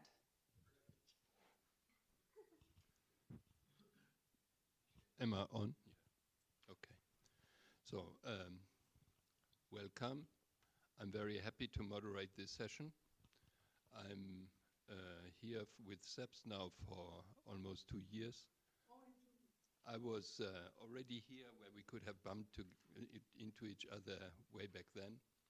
And referring to the past and to the book, there's something that was different way back then. Namely that there was a record of 10 years of very successful trade expansion and better environmental indicators. Today there is a different perception. There is the perception that this has changed for the worse. And this is maybe one reason why there are concerns about the agricultural sector. There is a lot of discussion, it's a lot of contentious discussions about the agricultural sector, and the concerns seem to be much larger than the impact percentages that we can read about. Would it happen? Or the impact assessments talk about relatively small effects on what would happen to international trade, but still it has an enormous importance. And I think that one reason is that it is symbolic for a broader picture, for a wider picture of the bilateral relationships or the relationships between Mercosur and the EU that has to do with the formation of forming large global coalitions for the addressing of global public bads, and that's climate policy, and we will hear about biodiversity. And I think that also this is something that is changed to the situation 10 years ago. The urgency of doing something is felt much more strongly now than it was way back then. But with this, I give the word to Vera, who is the first speaker in this panel. Thank you very much. It's a pleasure to be here in CEPS again. In last century, I was here as a visiting scholar, and I can tell you that I learned a lot about the European Union at that time. Thank you, Carol, for that opportunity. And send my regards to Peter Lode. Now, I'm sorry to not to talk about the agreement. Let me talk about Brazil and the European Union and show something that sometimes put me a little bit uneasy, right? So let's see if I can put these things to, oh, come on. Why? It's never going to work. You know about this? Look, attachez votre ceinture, on va décoller. Alors, this is the place of Brazil, is one of the located in the 20s, the first 20s, just to show how important it is. And pay attention on this slide. Pay attention with what happened in 2017 and 2021. Look the size of China. Pay attention on this, United States and European Union. I will send you the slides afterward. Look of the imports, imports by country, or the export of Brazil, imports of Brazil, look the size of China. Then go to sectors. You know that Brazil export agricultural goods and minerals and petroleum. But take a look what Brazil imports. Is the famous article, position 84, 85, and all the chemical sector. Can I tell you more about this? 84, do you know machinery, electrical goods, big ones, and all the chemicals. Exactly the sector that Europe is really competitive on. What's going on in Europe? If you go to, and I will show you the numbers, this is to show that Brazil is increasing export plus imports. I'm not going to spend too much time on tariff. It's true. Here you have the classification of tariffs for agricultural goods, inputs, and this one for Brazil is in green. Emerging markets are in red, just to tell you the comparison, and it's easy to see that Brazil, yes, has bigger tariff. And now you let you to know what's going on in Brazil European Union for agriculture and for industrial goods. And after the agreement, you are going to see how nice will be all these tariffs. No more peaks. But it's not true that are going to gain the area of agriculture because you know quotas and all this terrible new unilateral legislation. What I'm going to show you is about the relation of the European Union, and more or less in the terms of good. The numbers are not increasing at all. Let me show you. Come on, I'll leave the number. I'll give him what is important for the message. Funny things about who is exporting. The famous case of Netherlands. I love the Netherlands being a hub of export and imports. I'm studying all the fiscal incentives also. Come on, the banks and the legislation, the tribunals. I study how the tribunals of Netherlands are different from the rest of Europe for conflicts of import and export. Really funny. Yeah, and here are the imports. And my point is, where is Germany? Germany is losing a huge space and is silent. Why Germans are so silent? Only we listen only about French. Look, I'm not a diplomat, I am an academic. So please, I'm going to say what I think I have to say. Look what's going on here. The import content of export. Brazil is very small. And this is the thing you know about components. This is what we import to re-export. You are missing space here. Now this is what I want to show you. Harmonized system 28 to 30 is a chemical, and 84 is machinery, and 87 is equipments. Do you know look the numbers of the red China. Let's see what the dragon is doing in this area. European Union, United States, and I think Argentina. And here I have by sectors. I'm going to leave you this slide. Only, let me see imports again, the red China, red dragon. you are losing space. The sectors, trade balance. Look now for the some sectors. Only symmetry. Look the slope of the red dragon. For machinery, 84. Look again the slope, and you 85. Come on, 85 is all big electronical goods, and China is really eating the European space like a huge dragon, right? Numbers, I'll leave you to that. Conclusion, Brazil has a closed economy, it's true. Tariffs is still important for Brazil. European has an important position, but China is eating the space of European Union. Now let's go to service. And here again, where is France? Where is Italy? Where is the big exporters of service? The numbers is 33 exports, 50 billions in imports. There is a lot of professional service. And again, who is eating the space of service? Haha, it's our friend from US. You are certainly much better than them, not in all areas, but some of them. So it's a pity to see imports and exports, Brazil and USA, are much more important partner. I think that is important for the area of the service area, right? Now I start studying OECD numbers, and Brazil is not so bad guy in terms of the restrictiveness index. You have 22 sectors, and you are going to discover for some of the majority of this sector, Brazil is not so restrictive. So you are losing space because you want. It's not because Brazil is doing something like that. So service is a huge market for the European Union. The US is dominating it. Investment, I'm not going to talk because Michelle is going to talk. What I want to say to start a discussion here is about this, not trade agreements again.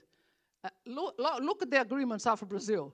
In red are the agreements that will not have preferential tariff negotiated. So if you go to India and SACU, South Africa, you are going to see that we have only 200 sectors among each other. So it's very small parts of it. So we have a problem with, Brazil has no tradition in negotiating trade arrangements. And again, we have a problem on this. Probably the best one certainly will be the European Union. This is the point I want to show you. What I want to do now is to propose a new agenda, a new diplomatic agenda for the diplomats, for the entrepreneurs. Look, tariffs are not important for trade anymore. Regulatory issues are. Standards are. And guess what's going on? Look at what we have. Technical barriers to trade, sanitary, phytosanitary, and the most important one, trade-related environment measures and voluntary sustainable standards. This is a huge space for a European Union to get into South America and try to get this kind of space from the United States. Because again, the United States has a model of standard and the European Union has another one, right? We make, do you know how many tariff barriers there are? 30,000 barriers all around the world. How many SPS? Again, 30,000. I'm telling you, tariffs not important. Regulation is. And now, what I said to you, there's a kind of regulatory war between the United States and the European Union and China. The United States said the market makes the rules, the European Union, there's the Commission, and then China is the government. And guess what I'm studying? What are the basic standards of each of these methodology? And guess, they are not the same. We made a huge study in Brazil, and what we discovered, that the majority of standards that Brazil is following are not European, not American, are domestic regulation. This is a way to protect your market, but now Brazil knows that to support South America, you have to be international. So come on, what is the European firms are doing? Nothing. They are sleeping on a huge opportunity to negotiate. I have the numbers for a lot of sectors. I leave it to you. And now the last one, and I finish with this. This is what I'm studying now. Ambassador, do you know how many trams there are established in the database of the European Union? Look, I'm talking about barriers created by environment that are related to trade. Now, 60,000. It's not my numbers, it's the WTO number. Do you know how many the countries notified, Ambassador? Only 700. What's the difference?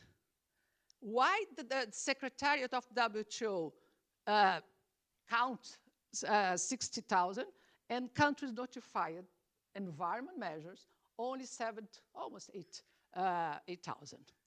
Now, look the countries that are 60% of these measures are TBT. So that's the way. Everything that the European Union is doing, deforestation, and all the CBAN and all, are TBT. There's a huge discussion on it, but you have the process, circular economy, and so on. Again, the numbers of, the majority are TBT. And then, this is funny, the European Union notify only 900, and the Secretariat say, well, a little bit more. The same for the United States. What's going on? It'll be a good thing to discuss. These are the other way, and certainly agriculture is the ones that they have more trends than the other. And this is the point I want to propose as a standardization diplomacy. What I show to you came from the governments. What I'm going to show to you now came from the green NGOs, non-government organizations, and are called private standards. The funny thing about this is that even the European Union, who is supporting all these 350 standards that we have here, European Union, the governments of the European Union, Germany and UK. So again, they are not so private because they have the support of the government, right? And this is the big point, that there are a lot of them, declining one, and then you have, they are not, I can say, voluntary, because it's more or less you have to follow if you want to export your goods. And I reach the conclusion, I'll finish. Forget about tariff, this is not important anymore, with fluctuation of interest rates, with the problem of the currency, Look, what is going on, what is important is the new school of trade barriers that are the regulatory barriers. Brazil, there's a lot of standards that Brazil invented, is a domestic standards, as all the countries did. Now it's quite clear that Brazil knows that to export, they have to talk the same language. And this we made a huge study for Latin American countries that speak Spanish. They follow the US. Brazil and Argentina, more or less, are following the European ones, but not enough. So there's a huge. And the last point is, how about trends? How about the environment barriers? Do you know that the way, the methodology you measure the emission of a car or a ton of steel are different between the United States and the European Union? So tell me, Germans, where are you? I cannot ask for the British now. Italian, tell me. And again, France, why industry is so silent in all this discussion? And sorry to say, I am green. Look at my blouse. I agree with you. But all the discussion was being kidnapped by the agriculture and the Greens. And to tell you the truth, with an agreement, you are going to have more power, because I believe I spent my life in trade. The instrument of trade is much more, the power of this instrument is huge.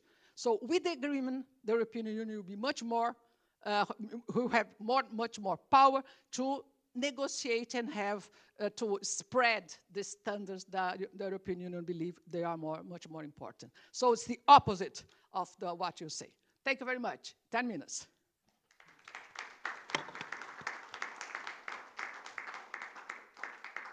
Thank you very much, Vera. This was more than my perceptive capacities allowed to take in, and maybe we can distribute the slides to the audience afterwards. But I think there is a very interesting takeaway that there is this proliferation of regulatory standards, that this is much more important than the traditional ideas of trade policy. And maybe this is one thing that explains the salience of agriculture in these trade policy coordination processes. But with this, I come to our next speaker. It is Daniel Barcelos Vargas. He's coordinator of the Bioeconomy Observatory and research coordinator of FGV Agro, and the floor is his. Thank you very much. Thanks a lot. It's an honor and a pleasure to be here. It's especially exciting to talk after agriculture and after Vera has made this exciting presentation. And I will build on what she has just said to stress some of the issues that I think are key for the collaboration between European Union and Mercosur and Latin America in the coming years. And I would say that the key idea of my presentation is to stress how sensitive it is today to qualify what we understand by green to mean. So we all know that we need to be green. We know that commerce must be green. We know that sustainability is at the heart of the new economy, the new geopolitical situation, new investments, and new possibilities in the future. But what exactly is green when it comes to commerce and when it comes to economic relations? My perception is that green is a little bit more than a color. It's actually, as Vera has suggested, a result of a particular set of standards that allow us to specify which kinds of economic activities are sustainable and therefore should be protected and fostered, and which ones are not, and therefore should be prevented or avoided. And in my view, over the last 20 years, a set of standards that have been developed, especially under the leadership of Europe, the US, which took the leadership in this process of organizing the climate transition. These standards have been set based on a couple of data and scientific advancements that were prepared based on the realities of these economic activities of these countries. But when we take these standards and globalize them and try to look through them to understand what is sustainable and what is not, especially in agriculture and livestock production, but also in other areas. In countries like Brazil, the reality might be slightly different. We might see reality in a blurred fashion rather than as clear as it should. So my goal here is to stress 3 or 4 tensions that have to do with this globalization of standards of greenness, according to which we evaluate what kind of agriculture is green, what kind of livestock is green, what kind of biofuel is green, and what kind of commerce is green. And my idea, I'll be quick, is only to raise questions rather than to present solutions, because I think this is the moment where we are, and I think it's important to take those questions seriously. So let me start with the first tension. When we think about agriculture, especially in Brazil and in the reality of exports, a key concern is with deforestation. So we don't want to buy soybeans that come from deforested areas, but we don't want to buy soybeans that are planted in an area that is sustainable, but that provokes indirectly a transformation of the land use, which would lead to deforestation in the end. So we call that indirect land use change.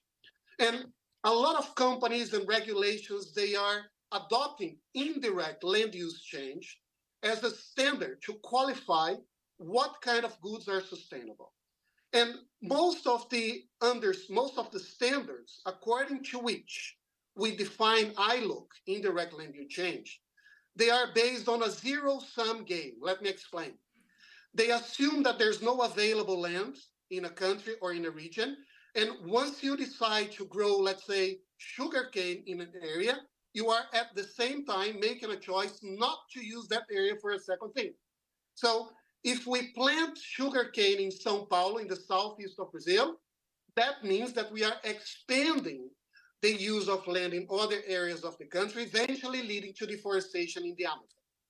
So ILUC, as it is understood and applied by regulatory measures, by incentives, and increasingly by companies as they decide to make the investments, they assume that as we plant soybeans or as we plant sugarcane in the southeast of Brazil, we are actually expanding the frontier of deforestation in the Amazon. The idea would be equivalent to saying this. If we plant something in Sicily, in the south of Italy, forests will begin to be burned in London, in the north of England. So a distance of 2,000 kilometers, but still a causal relationship between what we do in one area and what happens in another area. A lot of studies have actually shown that this way of understanding indirect land impact use is not actually precise to understand the management and use of land in Brazil. Embrapa, the Brazilian public research focused on agriculture and the use of land in the country, has shown that these standards that prevail in the global commerce, they overestimate the impact of indirect land use change in sugarcane in 97% and in soybeans production in 80%. So what it means is, yes, it might make sense that in Europe, if you use the land to do something, you are at the same time making a choice not to use it or to do something else with further land. But in a country like Brazil, in which for each hectare of crops that is currently grown in the country, we still have between 2 and 3 hectares of available land, degraded pasture or not used land that is not forested, has been abandoned or degraded, and could still be used and deployed to grow seeds and to develop agriculture without having any impact in sustainability or in deforestation. So that's the first tension I'd like to stress. Second tension, when we think about livestock, a similar tension between understandings of what is green livestock and what is not takes place when we contrast the particular reality of livestock production in Brazil vis-a-vis the realities of livestock production in Europe. So we are very much concerned about livestock now because of methane. We know that methane is this fast and furious gas. It lasts for about 10 or 12 years in the atmosphere, but it has a warming potential that could lead actually to 30 times more warming potential, more warming impact than CO2. So we must curb emissions of methane. And we know that livestock, bulls and cows, through its digestive system, actually emits methane to the atmosphere. Yet, when we assess the impact of a productive system, we must be able to look at it as a whole and understand its global impact in emissions. So when we think about the productive system, the livestock productive system in Europe, basically the calculus of methane emissions takes into account what each unit of livestock, each cow or each bull emits through its digestive system. And the reason is, we know that this productive system basically takes place in an intensive fashion. We call it intensive livestock farming. But in Brazil, as in most parts of the world, livestock is actually organized in an extensive fashion. So if on the one hand, it is true that a cow or a bull emits methane, it is also true that depending on the conditions according to which this cow or this bull consumes the pasture in which it is grown, the productive system could actually be neutral or even negative. Because in Brazil, as in most parts of the world, cattle is not raised in a confined area. It is actually grown in an open land, in an extensive pasture. And therefore, the photosynthesis of the pasture, as it grows, suck CO2 from the atmosphere and could actually lead to a productive system that in its net balance could be neutral or negative. Some studies recently published by the Observatory of Bioeconomy, which I ran at FGV right now, have shown how that is possible, especially with the widespread use of integrated productive systems in which we bring together livestock production on the one hand with forest plantation on the other hand. That is already taking place in large areas of the country, and that shows how livestock could actually be part of the solution to the climate problem rather than a main source of emissions and a main source of warming potential. Third tension, when we think about transport, we are very much concerned today, especially in the US, in Europe, in Asia, with electrification. So we know that the electric vehicle might be the next stage of transportation. And as we actually use and develop these technologies, it could lead to a neutral emissions in transport. And the argument is that a car without a pipe emits zero CO2. It doesn't use gasoline, it doesn't use diesel, and therefore it's supposed to be neutral or green. But on the other hand, we also know that when we assess the sustainability of a productive system, we need to look at the whole life cycle. And the life cycle of transportation of the car should actually also take into account the supply of energy that charges the car. And when we compare the life cycle of an electric vehicle in Europe with the technology of a flex vehicle in Brazil that is actually using ethanol as one of its main sources of energy, the result that we have reached is something on these lines. The electric vehicle in Europe emits around 96 grams of CO2 per kilometer. In Brazil, our flex vehicle moved by ethanol currently emits between 40 and 50 grams of CO2 by kilometer. In other words, the Brazilian non-electric flex vehicle currently emits half of an electric vehicle built in Europe right now, depending on the conditions of the battery, where it comes from, and how it is charged. What does this mean? It means that on the one hand, the solution for the decarbonization of transportation in Europe or in the US might be the electrification of the whole transport system. But in other regions with characteristics that are particular, like in Brazil, and with the development of specific technologies like the flex engine that have been developed over the last century in the country, might also be a very promising alternative for the future of decarbonization of the transport system in the country. That's the third tension. So if green soybeans is the one that doesn't lead to indirect land use change, then it might be that in Brazil we have a different reality. If green livestock is one that doesn't emit methane, it might be that we have a different reality. If green transport is electric vehicle, it might be that we have a different reality. And here I come to the last point, and it has to do with commerce. And in the end, it's also about what is the standard according to which we're going to evaluate the responsibility, the burden of each country to be green. We know that since 2015, in the Paris Agreement, every country in the world must submit to the UNFCCC its inventory of emissions every 2 years. And in doing so, each country needs to develop its own national carbon accounting based on the guidelines that are set by the IPCC. And currently, these guidelines suggest the following.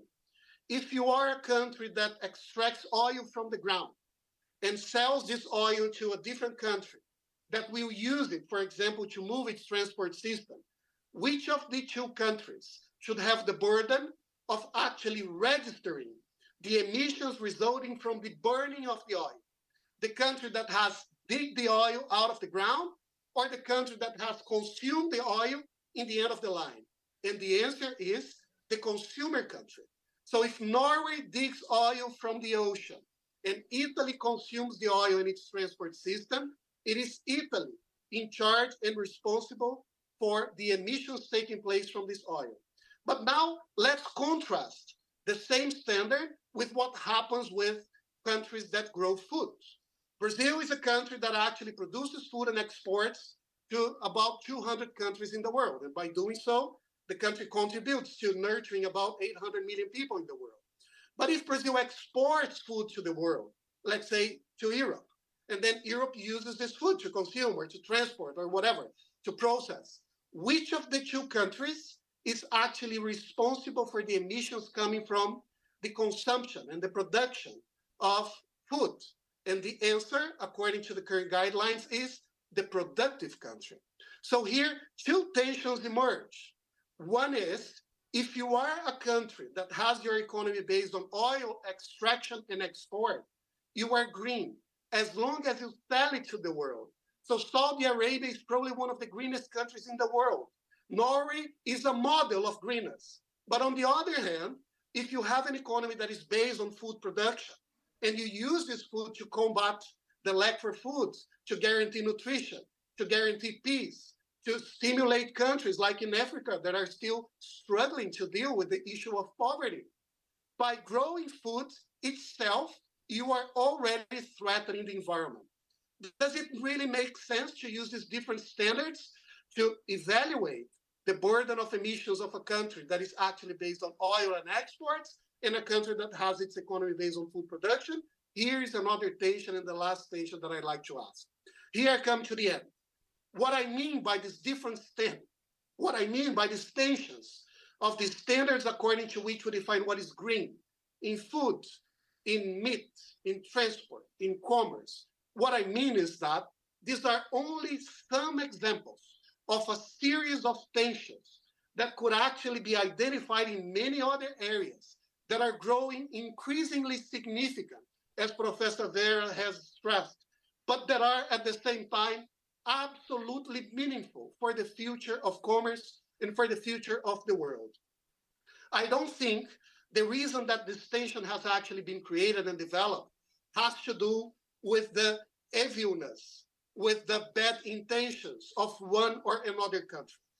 I think this has just been a consequence of the nature of the development of the climate governance over the last 20 years. The countries that belong to the so-called Annex 1 of the Kyoto Protocol were the countries in charge of creating this infrastructure of science and regulation to pave the way to deforestation. And they did so with the best of their development, with the best of their science, the best of their data, based on their reality. They created the standards of greenness for temperate countries with temperate economies. And that was a great advancement for the world. But now, as the Paris Agreement has actually turned the whole world into this commitment to decarbonize their own economies, I think we are in a moment in which we need to invest the best of our efforts, the best of our minds, the best of our regulatory capacities to create the equivalent to these temperate standards for the tropical world, and to develop what could be the open door, the key for the majority of the countries in the tropical and the subtropical areas of the world to engage and to participate in this global challenge of the green transition, but being treated with the most rigorous, with also the most fair standards according to which we look at what they do, the particulars of their economies and their emissions, but also their virtues and their capacities as a result of the climate, as a result of the soil, as a result of the particulars of their economy, to also take CO2 out of the atmosphere and eventually contribute to the process of decarbonization of the world. And here I am. I'm saying all this because I think this partnership between the EU and Mercosur could actually be an open door to embrace this agenda and to develop the new era or the new standards for the tropical climate governance, which could then also set the baseline and the reference for the majority of the countries of the world to keep going in their efforts to decarbonize and to create jobs, investment, and green development in the future. Thanks a lot. Thank you very much, Daniel. I cannot agree more to what you have said. I have suffered through discussions of this topic in the World Bank and in the European Commission, and it is, I think, the problem is complexity. There is confrontation usually between labeling objects, products, or agricultural output as green, or measuring. And you propose that we have to do the hard work and go to measure not only the direct impact, but the indirect impact and the origination of where the environmental damage could come from and the consumption side of it. But my experience was that at some point you are losing the game because it becomes too complicated for the audiences that you are talking to. Or this is a huge issue to continue to be able to communicate why you recommend things that you do. But I think this is an essential point that deserves further discussion for sure, also on the European side. And I think that this is also something that is where there still exists a lot of confusion, particularly concerning agricultural production and consumption. So thank you very much. And with this, I give the word to Michelle. Michelle is professor at the FGV, and the floor is hers. You have 10 minutes. I mean, I'm sorry that we are running a bit late, but you have 10 minutes as we lost one of the speakers. Thank you. Thank you, Andres. Good afternoon to all from a cold morning here in São Paulo. It's a pleasure to join you virtually in this STEPS meeting.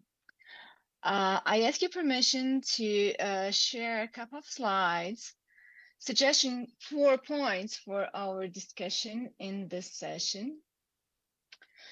About the investment perspective connected to the EU-Mercosur trade relations in the agriculture sector.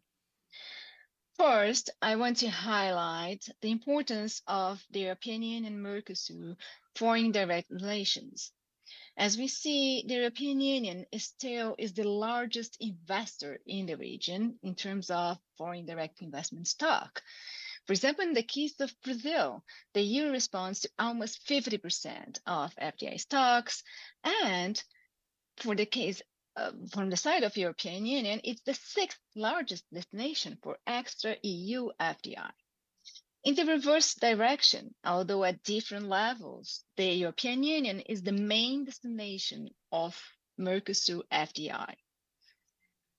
However, what we have seen in the last years is that these ties were negatively affected during the pandemic. We see that the case of the EU FDI, it had a reduction of almost 15% in Brazil and 80% in Argentina. So we notice that this relationship has been vulnerable to contemporary economic volatilities. So an important question here is how to assure resilience to such investment and their connected value chains in the future. As we comment on the importance of trade, investment bilateral flows in the agriculture sector within the two regions are very much relevant. Connecting agriculture to food manufacture and services supply chain and their corresponding environmental topics, we know that together with mining, environmental concerns are central to the agribusiness sector and its supply chains. We can have a more sophisticated agenda for the second decade of the 21st century, caring about the resilience of investments in between both regions. To illustrate the importance of this panorama, we have the numbers of the European Union investments in the agribusiness sector in the Mercosur region and its higher proportion in FDI exports from the EU if we compare to other sectors.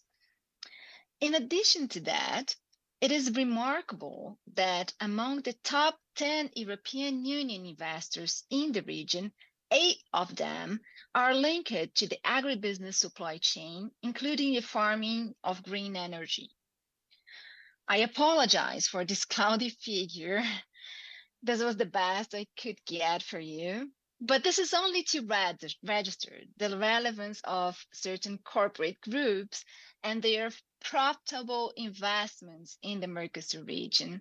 We have Raisin, Carrefour, GPA, Ambev, and now Asahi, groups that are benefiting from partnerships of investments from both regions, and they are operating in the agribusiness sector.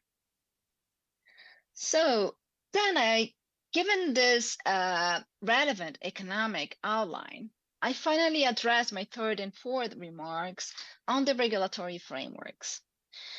As we know, the applicable regulatory framework to those investments are still not supported by preferential bilateral agreement, and as a consequence, increasingly we see local and regional regulation prevailing. And this is certainly what brings us here today. If we take even the Mercosur European Union Agreement, we still have a couple of pending topics, of which I list a few of them relevant to the agribusiness bi-regional relations. One of them is the context. As we know, we've mentioned in the first session today, and we opened this session today, that we see changes in the international economic regulatory priorities due to geoeconomic pressures. We have a new reality of industrial policies, collisions of market and non-market regimes, and a concurrent problems on the climate and social pressing problems. At the same time, we don't have a regulatory investment coordination between the two regions yet. And we still have criticisms about the lack of ambition on sustainable development provisions in the agreement. So we still have room for improvements in sustainable investments for the agribusiness sector. I listed then a set of topics for our discussion for potential improvements. First of them is to think how to develop a new regulatory framework that corresponds to the current needs of both regions in the 2020 geoeconomic unstable scenario. In the investment trend, I would say that we still need to create a trustful investment coordination space, electing areas of priority, their needs, shared values, as the previous speaker just mentioned, Danielle, standards and rules. We still need also to improve the dialogue about investment screening. That is a new raising topic that should include the sharing of information preceding whitelists, as we see in other regions like the Commonwealth countries. We should elect environmental standards that respecting the local climate and soil singularities, avoiding the universal assumptions, and still to design an effective monitoring systems for facilitating investments, their resilience and diligence with sustainable standards for both regions. So I stop here, thanking SAB's organizers and audience. It was a pleasure to follow up on this topic. I leave to you, Andres.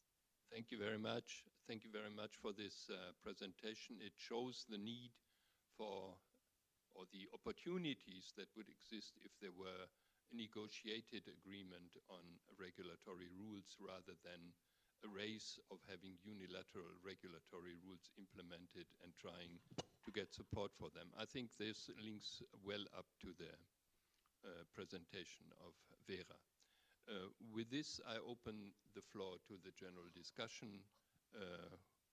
We will have 10 minutes for this open discussion, and then there will be final remarks. So who wants to speak first?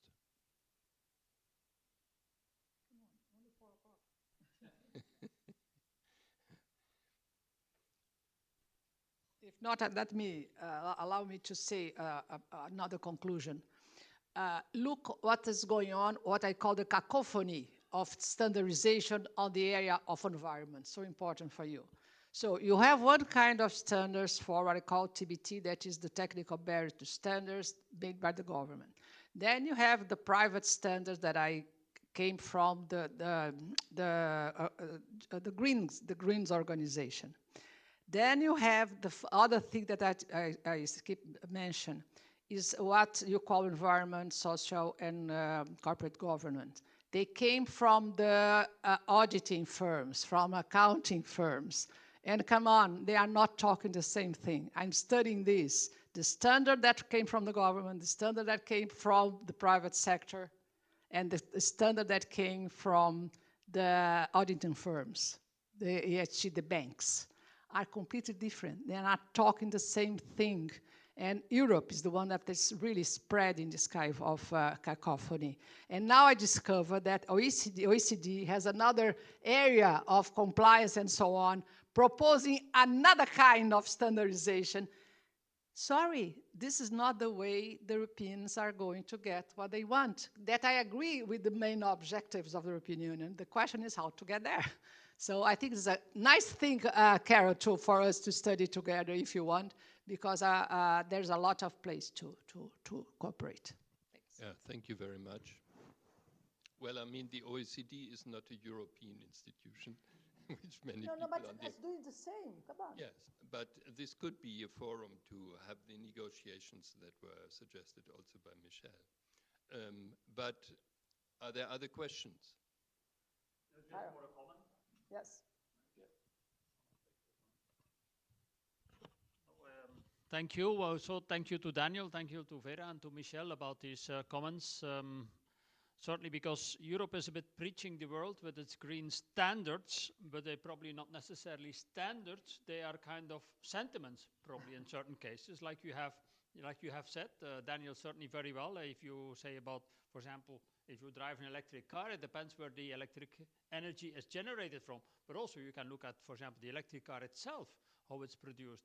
And the danger is at the moment, let's say, with our taxonomy, is that we're becoming too much rules-based rather than principles-based, and that with whatever the movements of the public opinion, we say nuclear is green or nuclear is not green, or gas is good or gas is bad, or diesel, I mean, I often say this, 10 years ago or 15 years ago, diesel was better than gasoline, but then all of a sudden we discovered that diesel was worse than gasoline.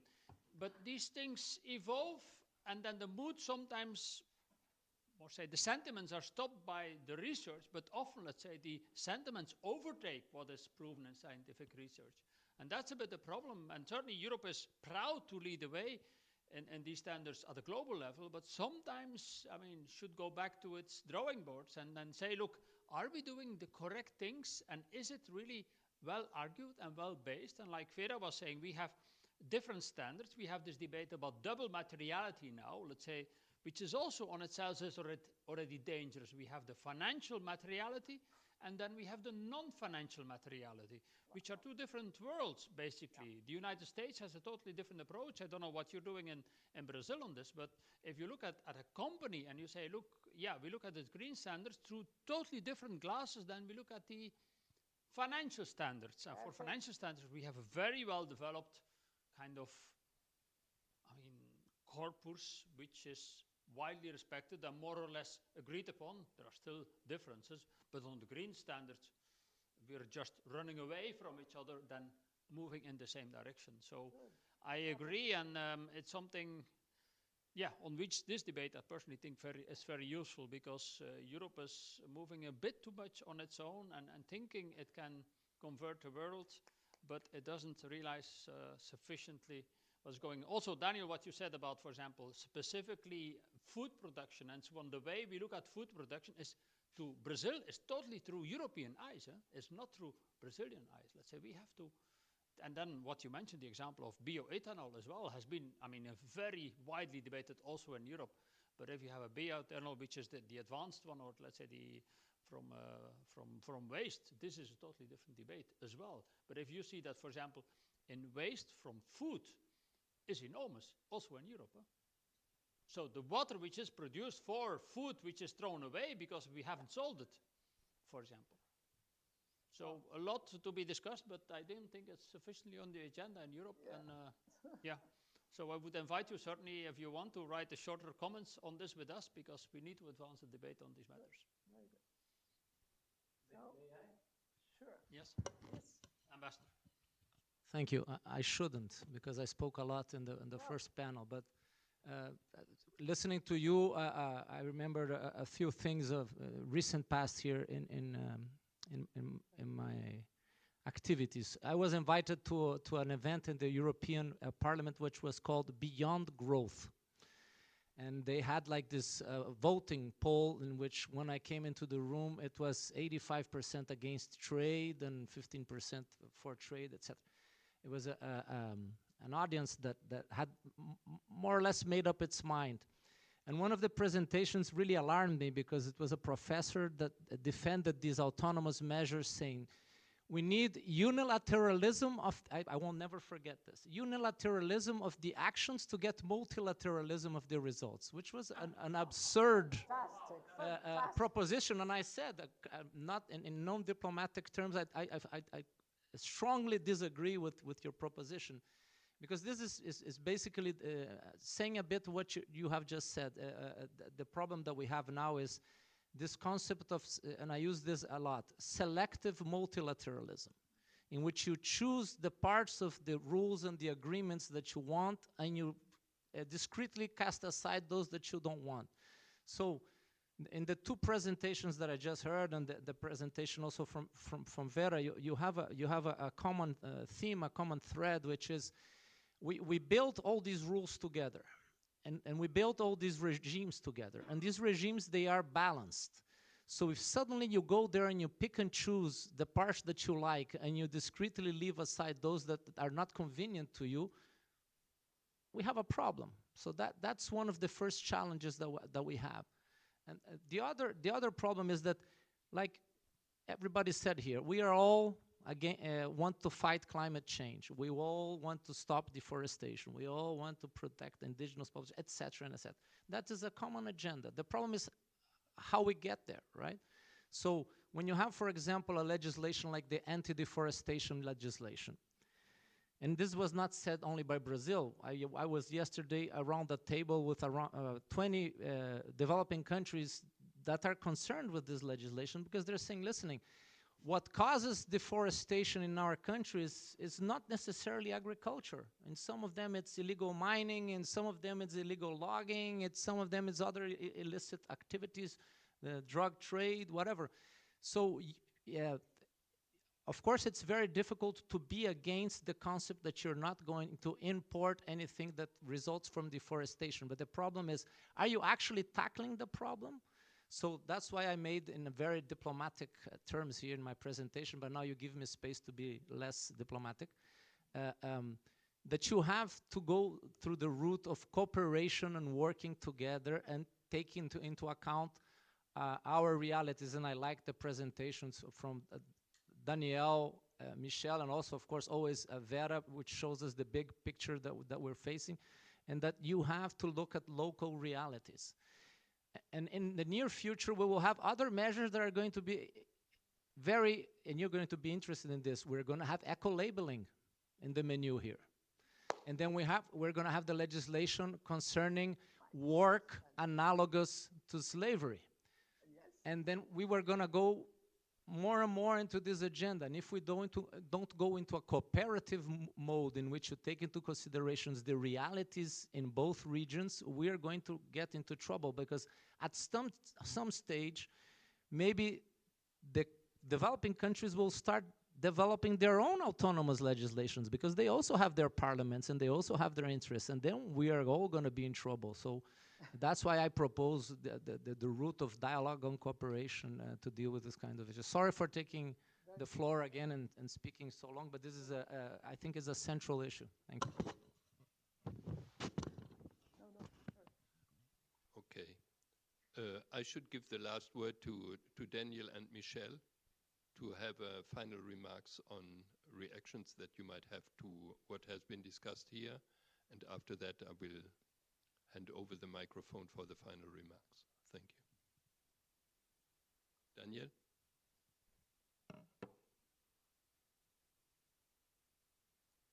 Yes.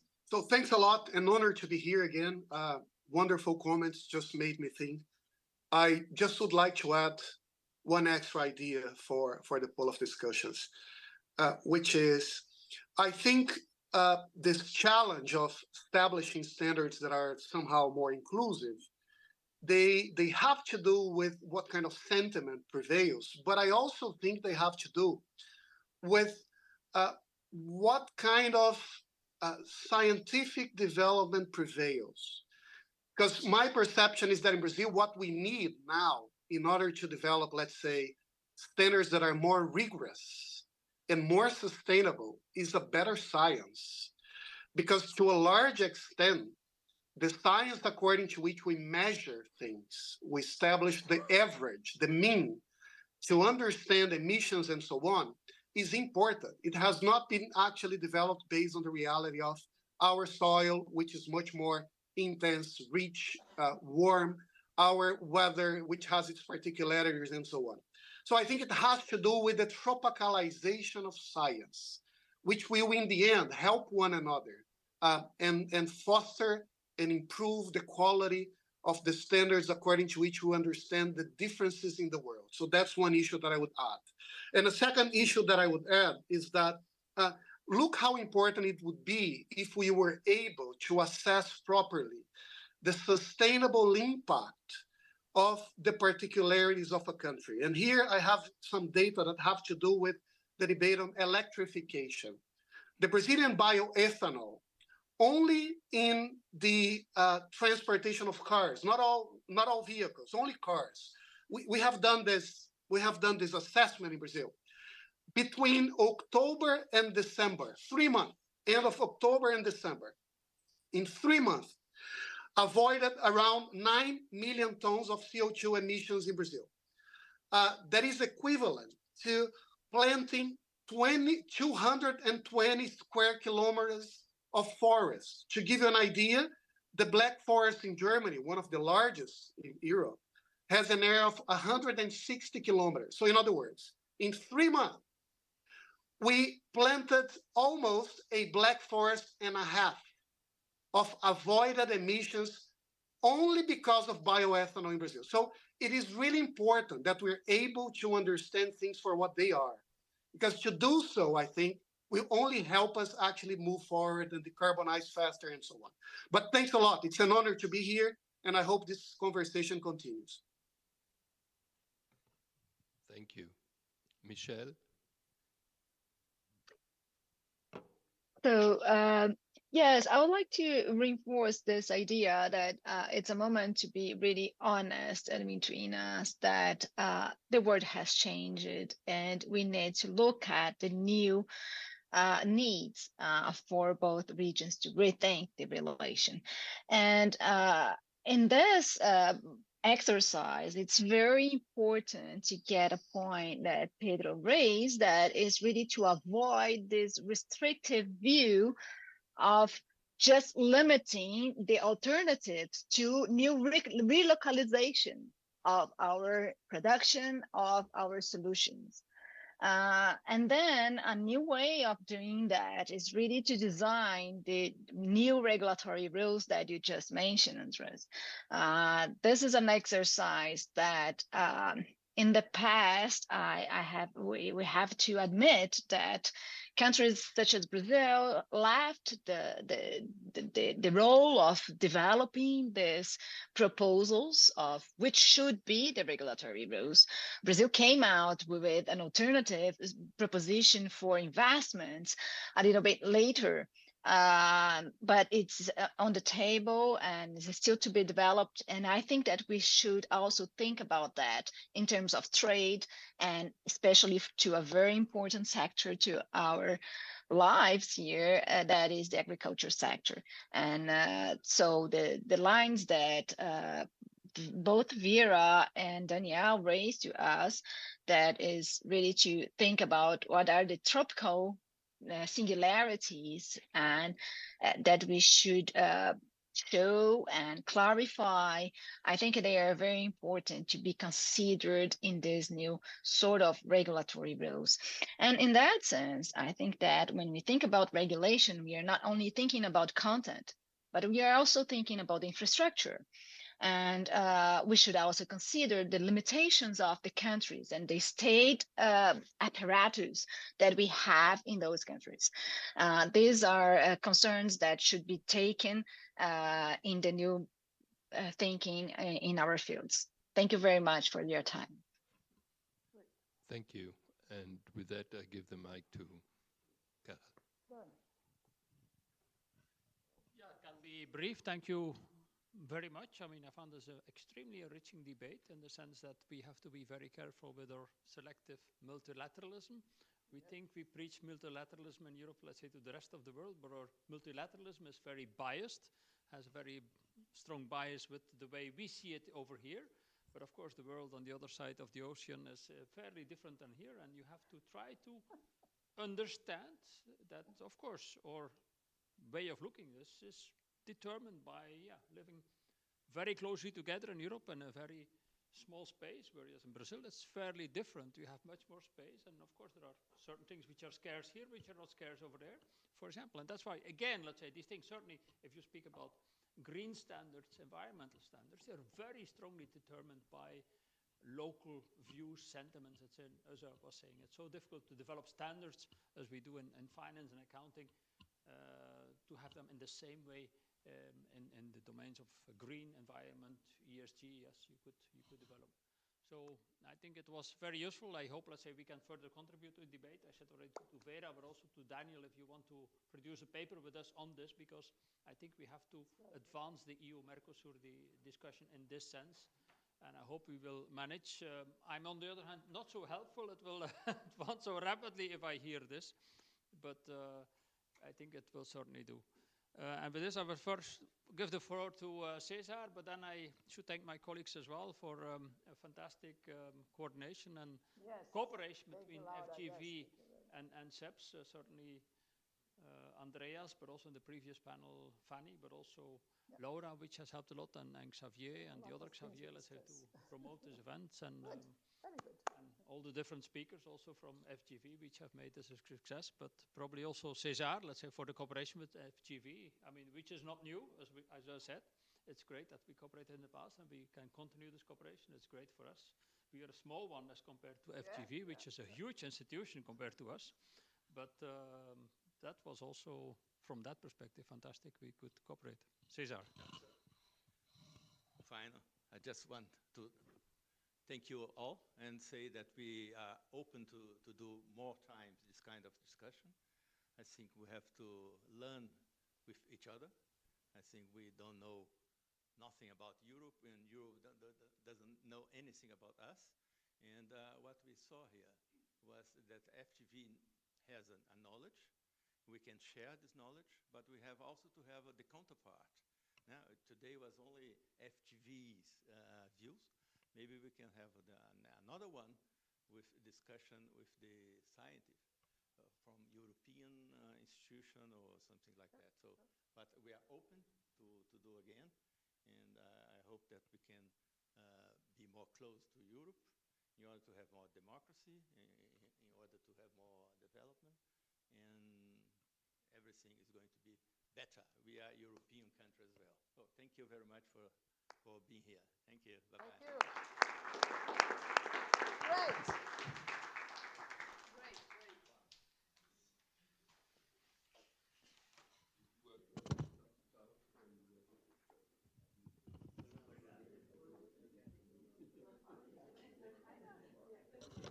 Daniel, foi ótimo, tá? Obrigadíssimo. Daniel tá em